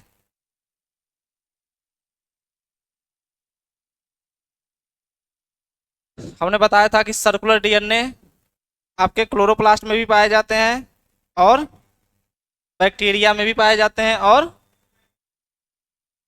माइटोकॉन्ड्रिया में भी पाए जाते हैं। तो इसमें भी आपका क्या पाया जाता है? ऐसे सर्कुलर डीएनए पाया जाता है। और कैसा होता है? डबल स्ट्रैंडेड होता है। ठीक है, उसके अलावा इसमें जो है आपके राइबोसोम पाए जाते हैं। ठीक है, और कौन से राइबोसोम पाए जाते हैं? 70 या टाइप के राइबोसोम पाए जाते हैं। ठीक, उसके अलावा इसमें जो है ढेर सारे आपके क्या पाए जाते हैं? रुबिस्को एंजाइम का नाम सुने हैं? हाँ, पता है क्यों से हो रही है। इसमें ढेर सारे क्या पाए जाते हैं? रुबिस्को एंजाइम पाए जाते हैं। ठीक, थोड़ा सा लेबलिंग कर लेते हैं, फिर आगे आप लोग बनाइएगा। बनाना स्टार्ट कर दिए होंगे, हमको पता है। ठीक है, ये जो मेम्ब्रेन है इसे क्या बोलते हैं? Outer membrane. ठीक, और ये जो मेम्ब्रेन है इसे क्या बोलते हैं? Inner membrane. ठीक। इसके बीच का जो स्पेस है इसका कोई मेन इंपॉर्टेंस नहीं है। जैसे माइटोकॉन्ड्रिया का मेन इंपॉर्टेंस क्या था कि इसके बीच में आपका लिंक रिएक्शन हो रहा था, लेकिन इसके कोई आवश्यकता नहीं है। ठीक है।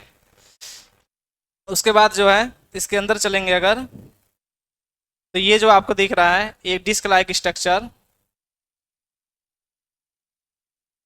Disc like structure. ठीक है। जो आपका डिस्क लाइक स्ट्रक्चर दिख रहा है इसे क्या बोलते हैं? थायलाक्वाइड बोलते हैं। ठीक है। थायलाक्वाइड बोलते हैं। और जो आपको ये ग्रुप दिख रहा है इसका पूरा, ठीक है, द ग्रुप ऑफ थाइलाक्वाइड्स। ठीक है। जो थाइलाक्वाइड्स की ग्रुप है उसे क्या बोलते हैं? ग्रेना। ठीक है। कहीं ग्रेना या फिर इसी को ग्रेनम भी बोलते हैं। ठीक है। ग्रेना या फिर ग्रेनम बोलते हैं। ठीक। उसके अलावा आप यहाँ देखेंगे कि इसके बीच में ऐसे जो है आपस में जुड़े होते हैं ये।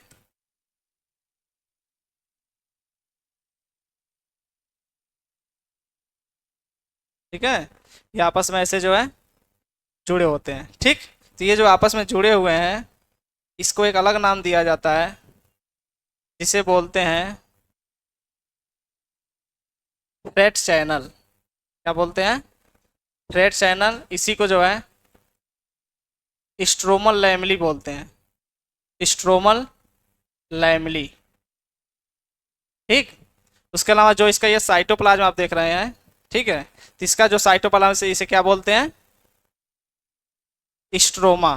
ठीक है। और यहाँ पे एक रिएक्शन होता है, उस रिएक्शन का नाम क्या है? Dark reaction. आगे जब फोटोसिंथेसिस पढ़ाएंगे तो आप लोग को पता चलेगा डार्क रिएक्शन, या इसी को क्या बोलते हैं? C3 साइकिल या फिर C4 साइकिल भी यही होती है। इसको हटा दीजिए, जब फोटोसिंथेसिस पढ़ाएंगे तब लिखिएगा। यहाँ पे डार्क रिएक्शन होता है, बस इतना जान लीजिए। ठीक। उसके अलावा ये जो आपको दिख रहा है नीले कलर का, ठीक है, इसे क्या बोलते हैं? राइबोसोम। और कौन सा राइबोसोम है? 70S टाइप्स का क्या है ये? राइबोसोम है। ठीक। और इसमें जो आपको ये दिख रहा है इसे क्या बोलते हैं? Rubisco enzyme. रुबिस्को एंजाइम की बात करें तो इसमें जो है अकेले 16, जितना भी प्रोटीन इसमें पाया जाता है अकेले 16% पार्ट किसका पाया जाता है? रुबिस्को का। ठीक है। 16% पार्ट ऑफ रुबिस्को, या फिर इसको सिर्फ रुबिस्को एंजाइम लिखिए, अभी इसको हम क्लियर बताएंगे आगे।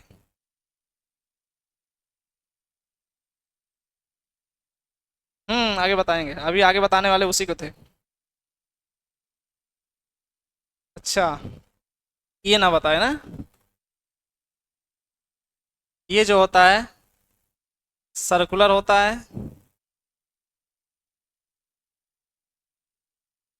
ये डबल स्टैंडर्ड होता है, सर्कुलर डीएनए होता है। ठीक है। डबल स्टैंडर्ड सर्कुलर डीएनए है। ठीक।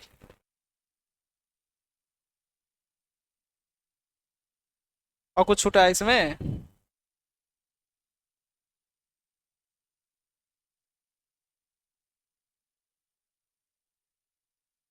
हम्म उसी को स्ट्रोमल लैमली ऊपर दिखे तो है, फ्रेट चैनल या स्ट्रोमल लैमली उसी को बोलते हैं।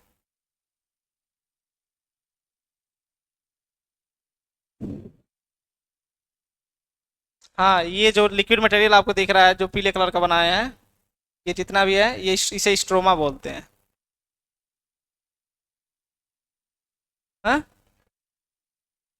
ये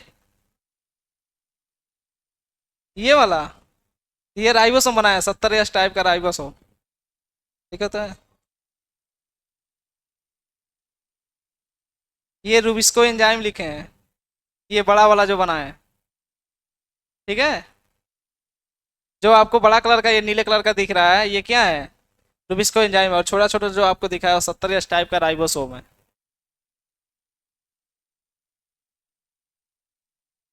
इसको फॉन्ट छोटा किए होते तो साइज दिखता ना ये, इस फॉन्ट पे बनाए होते तो सही बनता।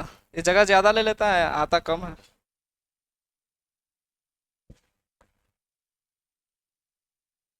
बना लीजिए तो थोड़ा सा बताते हैं इसके बारे में।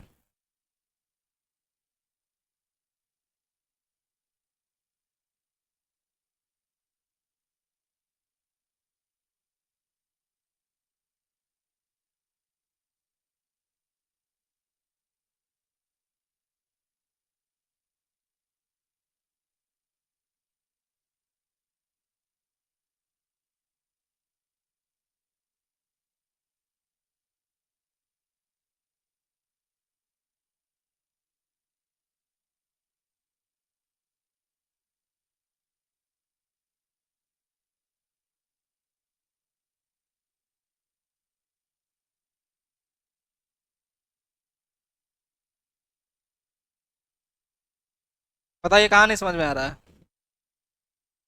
कौन सा बताना है? लिखिए जल्दी, फिर आगे इसको समझाएं।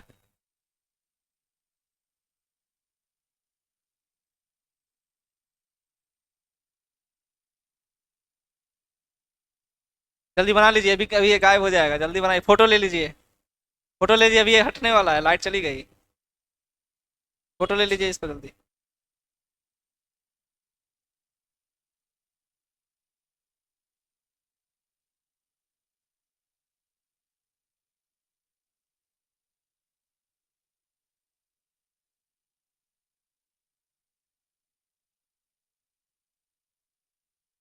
चलिए वैसे हम बता दे रहे हैं, ठीक है। कुछ लोग बना लिए होंगे, तो थोड़ा समझ लीजिए फिर आगे बढ़ते हैं। जो हमने आपको ये डिस्क लाइक स्ट्रक्चर बनाया था, इसे क्या बोलते हैं? इंडिविजुअल डिस्क लाइक स्ट्रक्चर को, ये जो स्ट्रक्चर था इसे क्या बोलते हैं? थैला क्वाइट्स, ठीक है। और इसके ग्रुप को क्या बोलते हैं? ग्रेना, ठीक है। इसी पे जो है, जो इसके इसके एक इंडिविजुअल को निकालना है यहाँ पे, तो एक इंडिविजुअल को ऐसे अगर निकाल के आप देखेंगे तो इसी पे छोटे छोटे आपके क्या पाए जाते हैं? कौन क्वांटासोम बता रहा है यहाँ? हाँ, क्वांटासोम ही पाए जाते हैं, उसके ग्रुप को क्वांटासोम बोलते हैं, ठीक है। तो इस पे जो है, इसके सरफेस पे छोटे छोटे क्लोरोफिल के क्या पाए जाते हैं? मॉलिक्यूल पाए जाते हैं, ठीक है। इसी पे जो है क्लोरोफिल के छोटे छोटे मॉलिक्यूल, और 230 क्लोरोफिल मॉलिक्यूल आपस में मिलकर क्या बनाते हैं? क्या बनाते हैं? क्वांटा सोम, ठीक है। कहा गया है ना?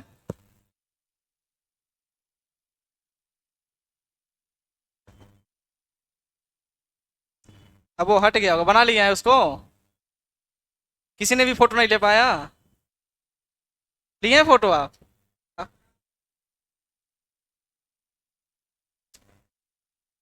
ऐसे ही टाइम नुकसान हो जाता है मेरा।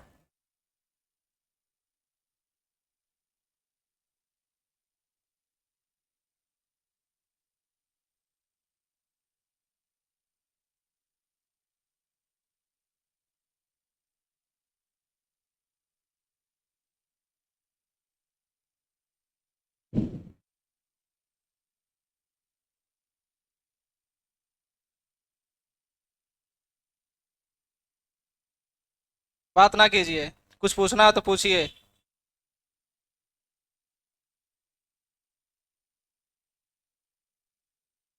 कुछ पूछना है उसमें?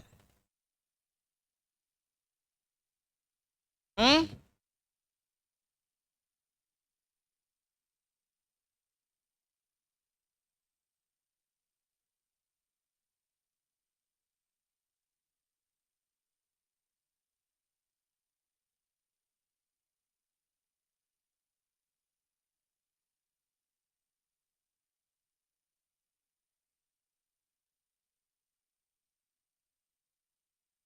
इसमें नहीं होगा।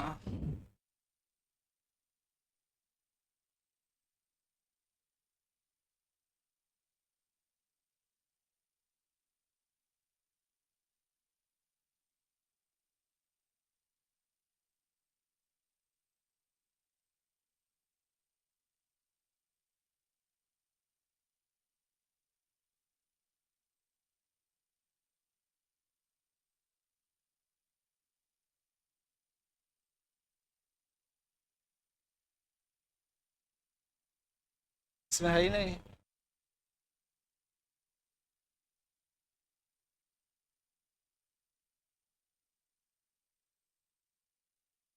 वो पीपीटी इसमें है नहीं। क्लोरोप्लास्ट का हम वो ले आए थे जब आप लोग को फिजियोलॉजी एक बार पढ़ाए थे, तो पीपीटी से पढ़ाए थे नहीं पढ़ाए थे, वहाँ पे फिगर बस लेकर आए थे। तो फिगर यहाँ शायद है ही नहीं। चलिए ठीक है, आप लोग को थोड़ा सा उससे दिखाते रहे। चला ये बना दे रहे हैं, मेरा टाइम बहुत नुकसान हो जाता है ऐसे। बना दे फिर दोबारा। आप लोग तो चाहते हैं टाइम निकले थोड़ा सा। ये देख लीजिए, थोड़ा थोड़ा चीजें बता देना, आप लोग बना लीजिएगा, ठीक है। ये जो आपको डिस्क लाइक स्ट्रक्चर था, इसे क्या बोलते हैं? थाइलाक्वाइड्स। ठीक है। और थाइलाक्वाइड्स टर्म की बात करें तो एक साइंटिस्ट थे, मेनके। ठीक है। मेनके ने जो है सबसे पहले थाइलाक्वाइड टर्म दिया था। आगे लिखाएंगे। ठीक है। टर्म थाइलाक्वाइड किसने दिया था? मेनके ने दिया था। ठीक। और इसके ग्रुप को क्या बोलते हैं? क्या बोलते हैं? ग्रेना। ठीक है। इसके ग्रुप को ग्रेना बोलते हैं। तो हमने आपको बताया है कि इसके अगर एक किसी लेयर को आप देखेंगे डिस्क लाइक स्ट्रक्चर को, तो इस पर जो है छोटे छोटे आपके क्लोरोफिल के मॉलिक्यूल पाए जाते हैं। ठीक है।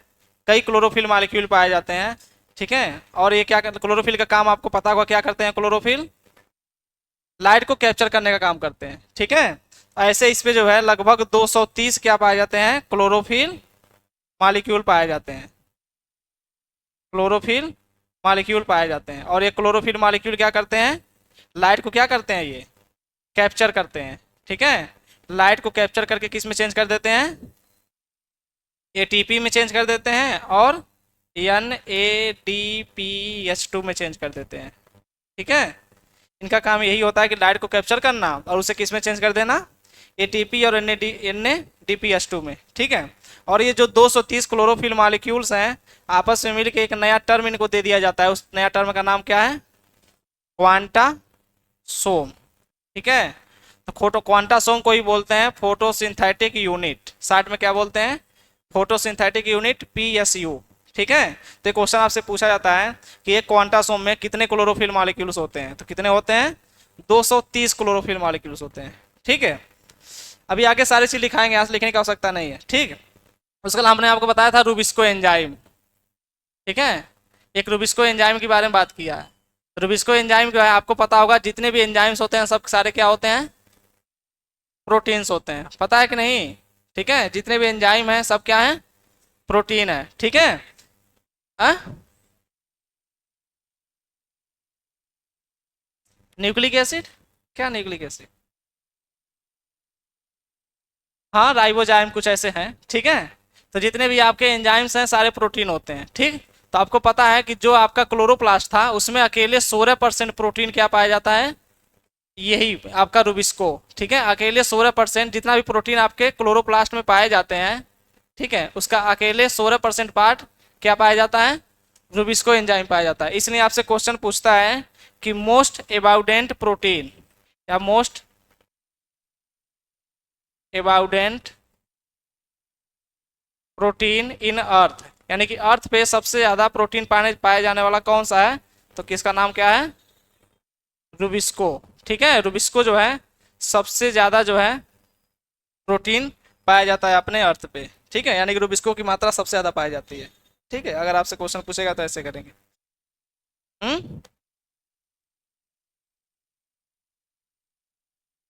एनिमल सेल में क्या होता है? कोलेजन। कोलेजन क्या है? प्रोटीन है प्रोटीन। ठीक है। इसको देखिएगा आप लोग, रूबिस्को के बारे में थोड़ा सा। इसको आप लोग लिख लीजिए थोड़ी सी रूबिस्को के बारे में, क्योंकि आगे जब आप लोग को पढ़ाएंगे,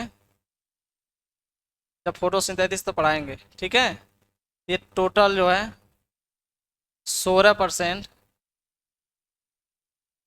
part of total protein in chloroplast,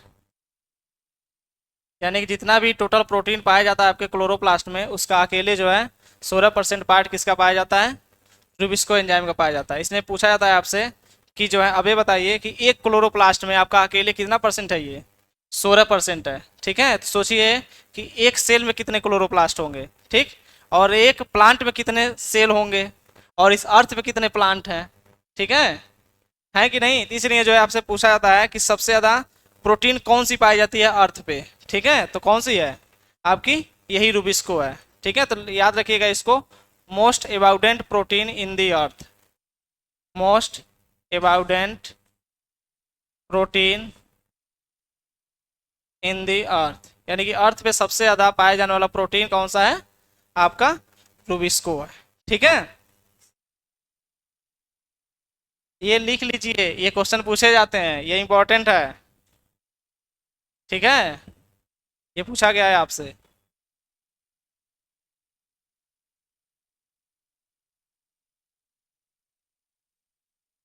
इतना बस रूबिस्को के बारे में जानिए, कि और बता दें रूबिस्को के बारे में। चलिए फोटोसिंथेसिस जब पढ़ाएंगे तो वहाँ पे सारी चीज़ें बता देंगे। बस इसमें इतना जान लीजिए कि 16% अकेले पार्ट रूबिस्को एंजाइम पाया जाता है, इसमें सबसे ज़्यादा प्रोटीन पाया जाने वाला अर्थ पे यही है।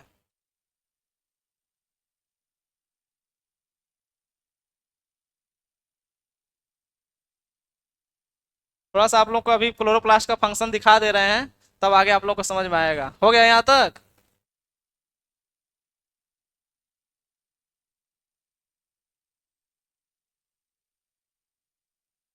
क्लोरोप्लास्ट का काम वैसे आप लोग को पता होगा क्या होता है, फोटोसिंथेसिस करना, यही तो होता है।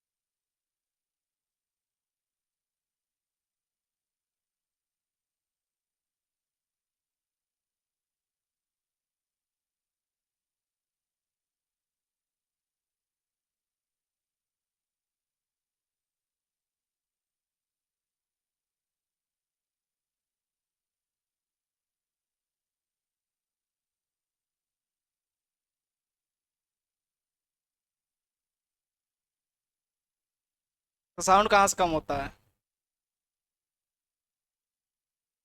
हैं?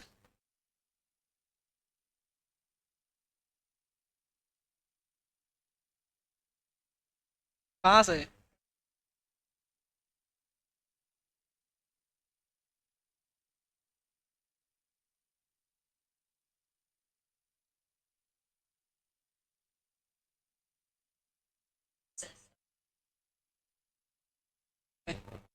कहीं ऑप्शन ही नहीं दे रहा है। अगर ये बोलेगा तो हम क्या बोलेंगे।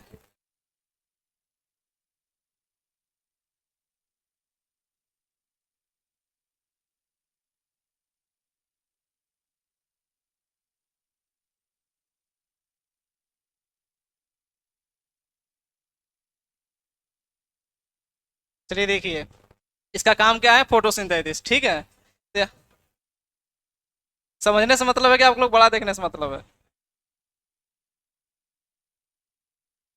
देख लीजिए, समझ लीजिए। ठीक है, आगे फोटोसिंथेसिस पढ़ाएंगे तो क्वेश्चन पूछेंगे, नहीं बताएंगे तो फिर आपके लिए नुकसान है।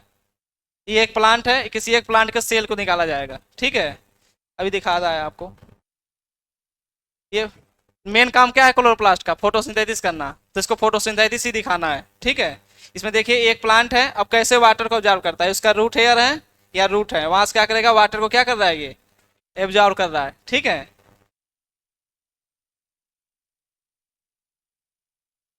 ये वाटर देखिए किसके थ्रू जाता है, जाइलम के थ्रू। ठीक है, जाइलम के थ्रू आपके कितने पत्तियों तक पहुंचता है। ठीक है, उसके पत्तियों पर पहुंचा है। अभी देखिएगा यहाँ पे क्या पड़ रहा है, सनलाइट। ठीक है, सनलाइट आपके पत्तियों पे पड़ती है, उसके साथ साथ जो है ये उसकी लीफ है। अभी आगे उसका एक सेल दिखाएगा, क्लोरोप्लास्ट।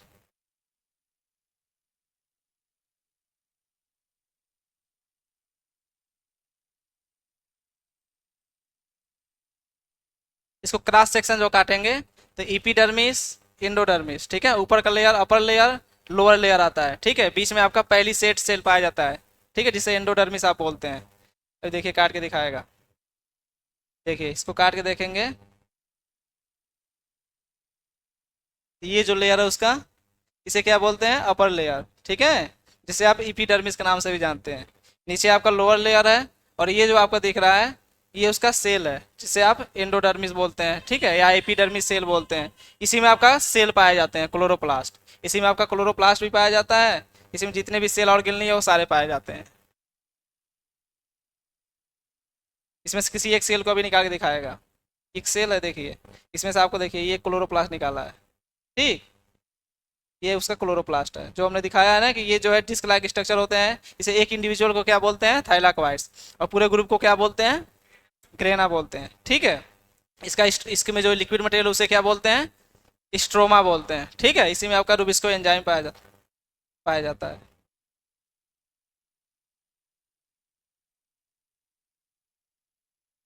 ये आपको दिखाया है। ठीक, उसके बाद देखिए अब यहाँ पे जितने भी ये सेल हैं, ये लूजली अरेंज्ड सेल है। अब यहाँ से इधर से जो है जाइलम के थ्रू आपका वाटर आएगा। ये उसके जाइलम्स हैं, ट्यूब्स हैं, जाइलम के ट्यूब है। ठीक है, यहाँ से देखिए वाटर आया है। ठीक, और यहाँ पे नीचे अभी स्टोमेटा होगा। स्टोमेटा से भी क्या लेता है, गैसियस एक्सचेंज, जो आपका कार्बन डाइऑक्साइड ऑक्सीजन जो चेंज होता है। देखिए ये इसको स्टोमेटा है, इसे क्या बोलते हैं, गार्ड सेल। ये उसके दोनों क्या है, गार्ड सेल है। ये अंदर इसका पोर पाया जाता है। यहाँ से जो है आपका क्या चेंज, गैसियस एक्सचेंज होता है। ठीक है, यहाँ से देखिए आपके क्या जा रहे हैं, ये CO2, कार्बन डाइऑक्साइड जिसे आप बोलते हैं। ठीक, कार्बन डाइऑक्साइड क्या है, और यहाँ पे लेकर के जो है ये देखिए यहाँ से कार्बन डाइऑक्साइड जा रहे हैं। ठीक, यहाँ पे आप किस में जाएंगे, आपके इसी क्लोरोप्लास्ट में। ठीक है, देखिए एक क्लोरोप्लास्ट में कार्बन डाइऑक्साइड और वाटर किसी एक क्लोरोप्लास्ट में जाएंगे। सारे क्या है, क्लोरोप्लास्ट ही दिख रहे हैं आपको। सोचिए एक सेल में कितने क्लोरोप्लास्ट हैं। ठीक है, और इस अर्थ पे कितने प्लांट हैं, और उस प्लांट में कितने सेल हैं। ठीक है, इसमें देखिए वाटर, और ये ऊपर से सनलाइट लगा। ठीक है, सनलाइट इसे जब मिलती है तो ये क्या करता है, ये उसको चेंज करता है, अभी ग्लूकोज बना के निकालेगा यहाँ से। वैसे एक लंबी प्रोसेस होती है। एक लाइट रिएक्शन जो लाइट को कैप्चर कर रहा है, इसे लाइट रिएक्शन बोलते हैं। एक डार्क रिएक्शन होता है जो स्ट्रोमा में होता है, ये डायरेक्टली आपको ग्लूकोज बना देगा। अभी देखिए यहाँ से ऑक्सीजन और ग्लूकोज बन गया। ऑक्सीजन आपका देखिए, ये ऑक्सीजन आपके स्टोमेटा से बाहर निकल जाएगा, जिसे आप कहते हैं ना कि हमें प्लांट से ऑक्सीजन मिलता है, कार्बन डाइऑक्साइड लेता है, तो यहाँ से ऑक्सीजन देखिए निकल जाएगा। ये आपका ग्लूकोज है। और ग्लूकोज आपके जाएगा फ्लोएम में, फ्लोएम में जाएगा, और पूरे प्लांट में क्या हो जाएगा, ट्रांसलोकेट हो जाएगा, क्योंकि पूरे प्लांट को तो एनर्जी की आवश्यकता है। ठीक है, अब देखिए ये आपका जो ऑक्सीजन है बाहर निकल रहा है स्टोमेटा से। ठीक है, जो आप कहते हैं कि इन्वायरमेंट में ऑक्सीजन कहाँ से मिलते हैं, प्लांट से मिलते हैं। ठीक है, तो देखिए स्टोमेटा से निकल गया। और देखिए पूरे जो है प्लांट में आपके क्या हो रहे हैं, ग्लूकोज जो फूड बना हुआ है पूरा ट्रांसलोकेट हो रहा है। ठीक है, और जहाँ पे इसको तोड़ने की आवश्यकता होगी वहाँ पे जो है आपको ग्लूकोज को तोड़ेगा। ठीक है, आया समझ में। ऐसे ऐसे होती है फोटोसिंथेसिस की प्रोसेस। ये अपना भोजन खुद बना लेते हैं, इसलिए प्लांट को क्या बोलते हैं, ऑटोट्रॉफ्स। ठीक है, फिर वही प्रोसेस यहाँ आप दिखा रहा है, इसके आगे कुछ नहीं है। वही चीज़ फिर आपको दिखाएगा। ठीक है, आया समझ में कैसे क्लोरोप्लास्ट काम करता है। ऐसे आपका क्लोरोप्लास्ट काम करता है। तो मेन काम हमारे क्लोरोप्लास्ट का क्या है, फोटोसिंथेसिस करना। इसलिए जब आपको हम फोटोसिंथेसिस पढ़ाएंगे आगे, तो क्लोरोप्लास्ट के बारे में इतनी तो जानकारी होनी चाहिए कि उसमें थाइलाक्वाइड्स क्या है, ग्रेना क्या है, रुबिस्को एंजाइम कहाँ पाया जाता है, ये सारी चीज़ें आपको जानकारी होनी चाहिए। इसलिए मैंने आपको क्लोरोप्लास्ट स्टार्ट किया था। ठीक है, आया समझ में।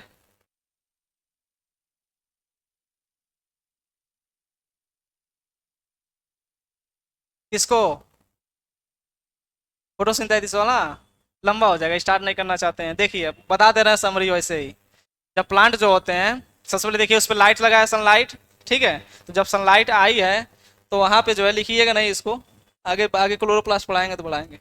ठीक है, हमने आपको बताया कि उसमें उसने क्या लिया है, कार्बन डाइऑक्साइड लिया है। ठीक है, और 6 उसने क्या लिया है, वाटर मॉलिक्यूल्स। ठीक है, वहाँ पे 6 वाटर मॉलिक्यूल नहीं दिखाया था, और उसने क्या बनाया था अपने लिए, ग्लूकोज बनाया था। और आपने देखा है कि ऑक्सीजन क्या हुआ है इन्वायरमेंट में, रिलीज हो गया है, किसके वजह से, स्टोमेटा की वजह से, स्टोमेटा से ही तो रिलीज हुआ है। ठीक है, तो सबसे पहले ये कार्बन डाइऑक्साइड कहाँ से लेता है? आपके इन्वायरमेंट से लेता है। जो आपके इन्वायरमेंट में जितने भी कार्बन डाइऑक्साइड उपलब्ध हैं, कितने हैं बताइए?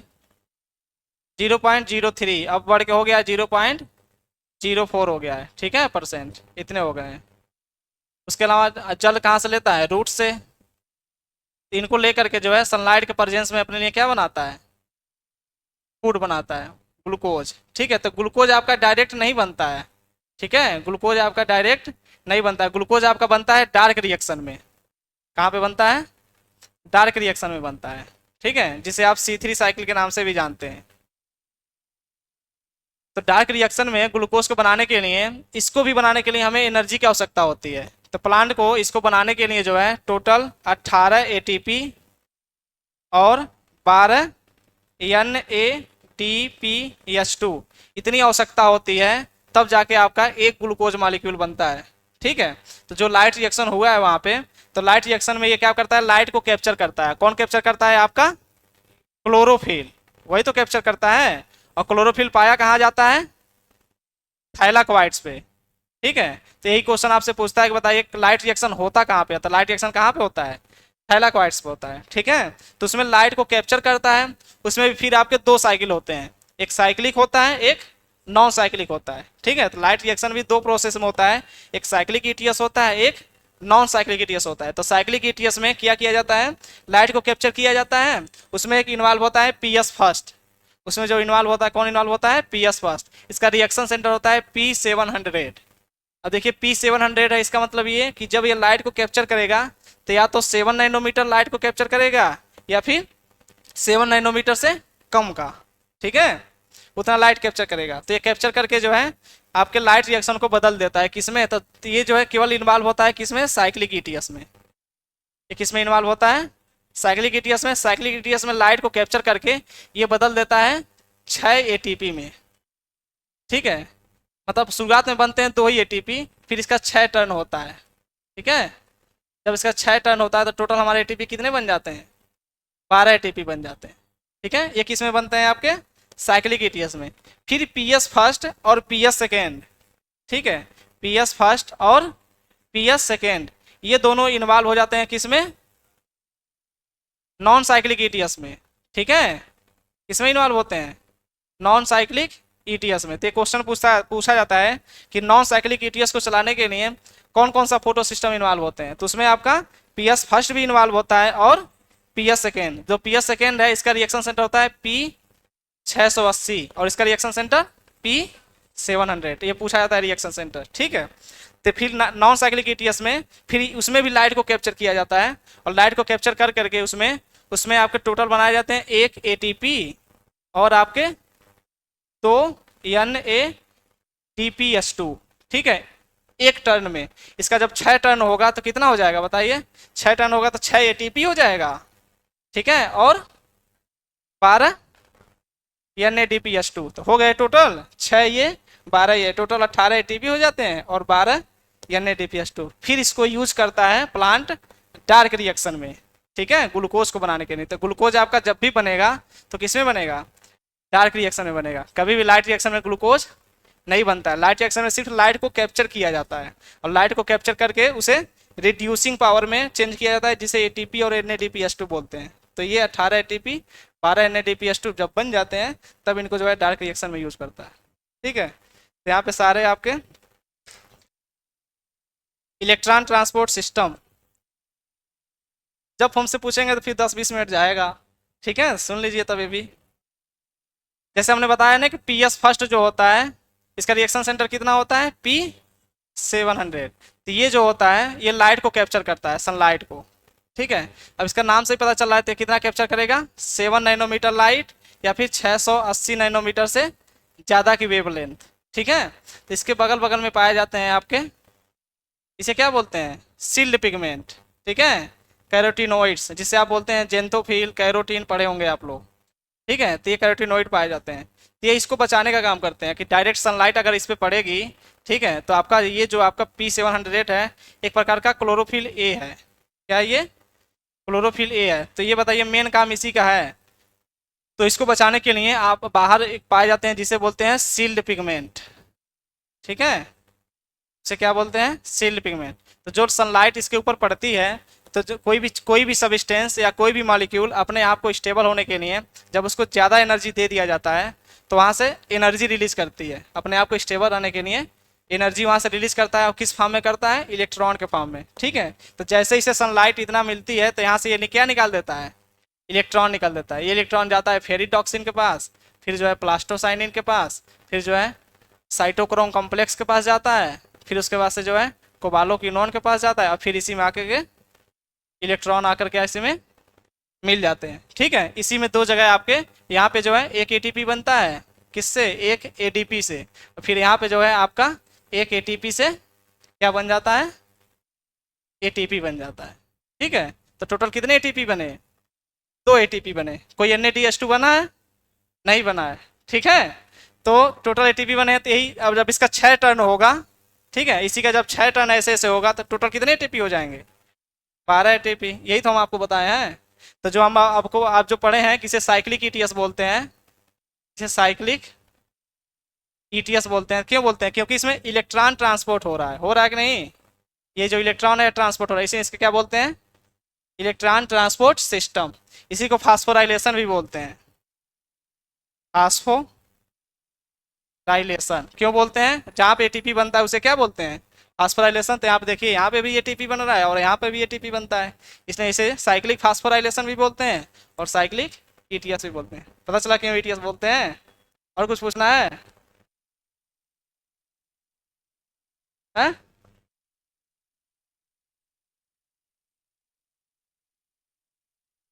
ये फोटो फास्फोराइलेशन होगा क्योंकि लाइट के प्रेजेंस में बन रहा है ना, इसे फोटो फास्फोराइलेशन बोलते हैं। आप लोग को समझ में आया थोड़ा सा? यहाँ थोड़ा सा एक्सपेक्ट कर सकते हैं, आया कि नहीं? ठीक है, आगे हम आप लोग को बाद में पढ़ाएंगे जब टर्न आएगा तब। धन्यवाद। जाइए पानी पी लीजिए। इसमें कुछ पूछना है अभी? बताइए। समझ में आया क्यों इलेक्ट्रॉन ट्रांसपोर्ट सिस्टम बोलते हैं?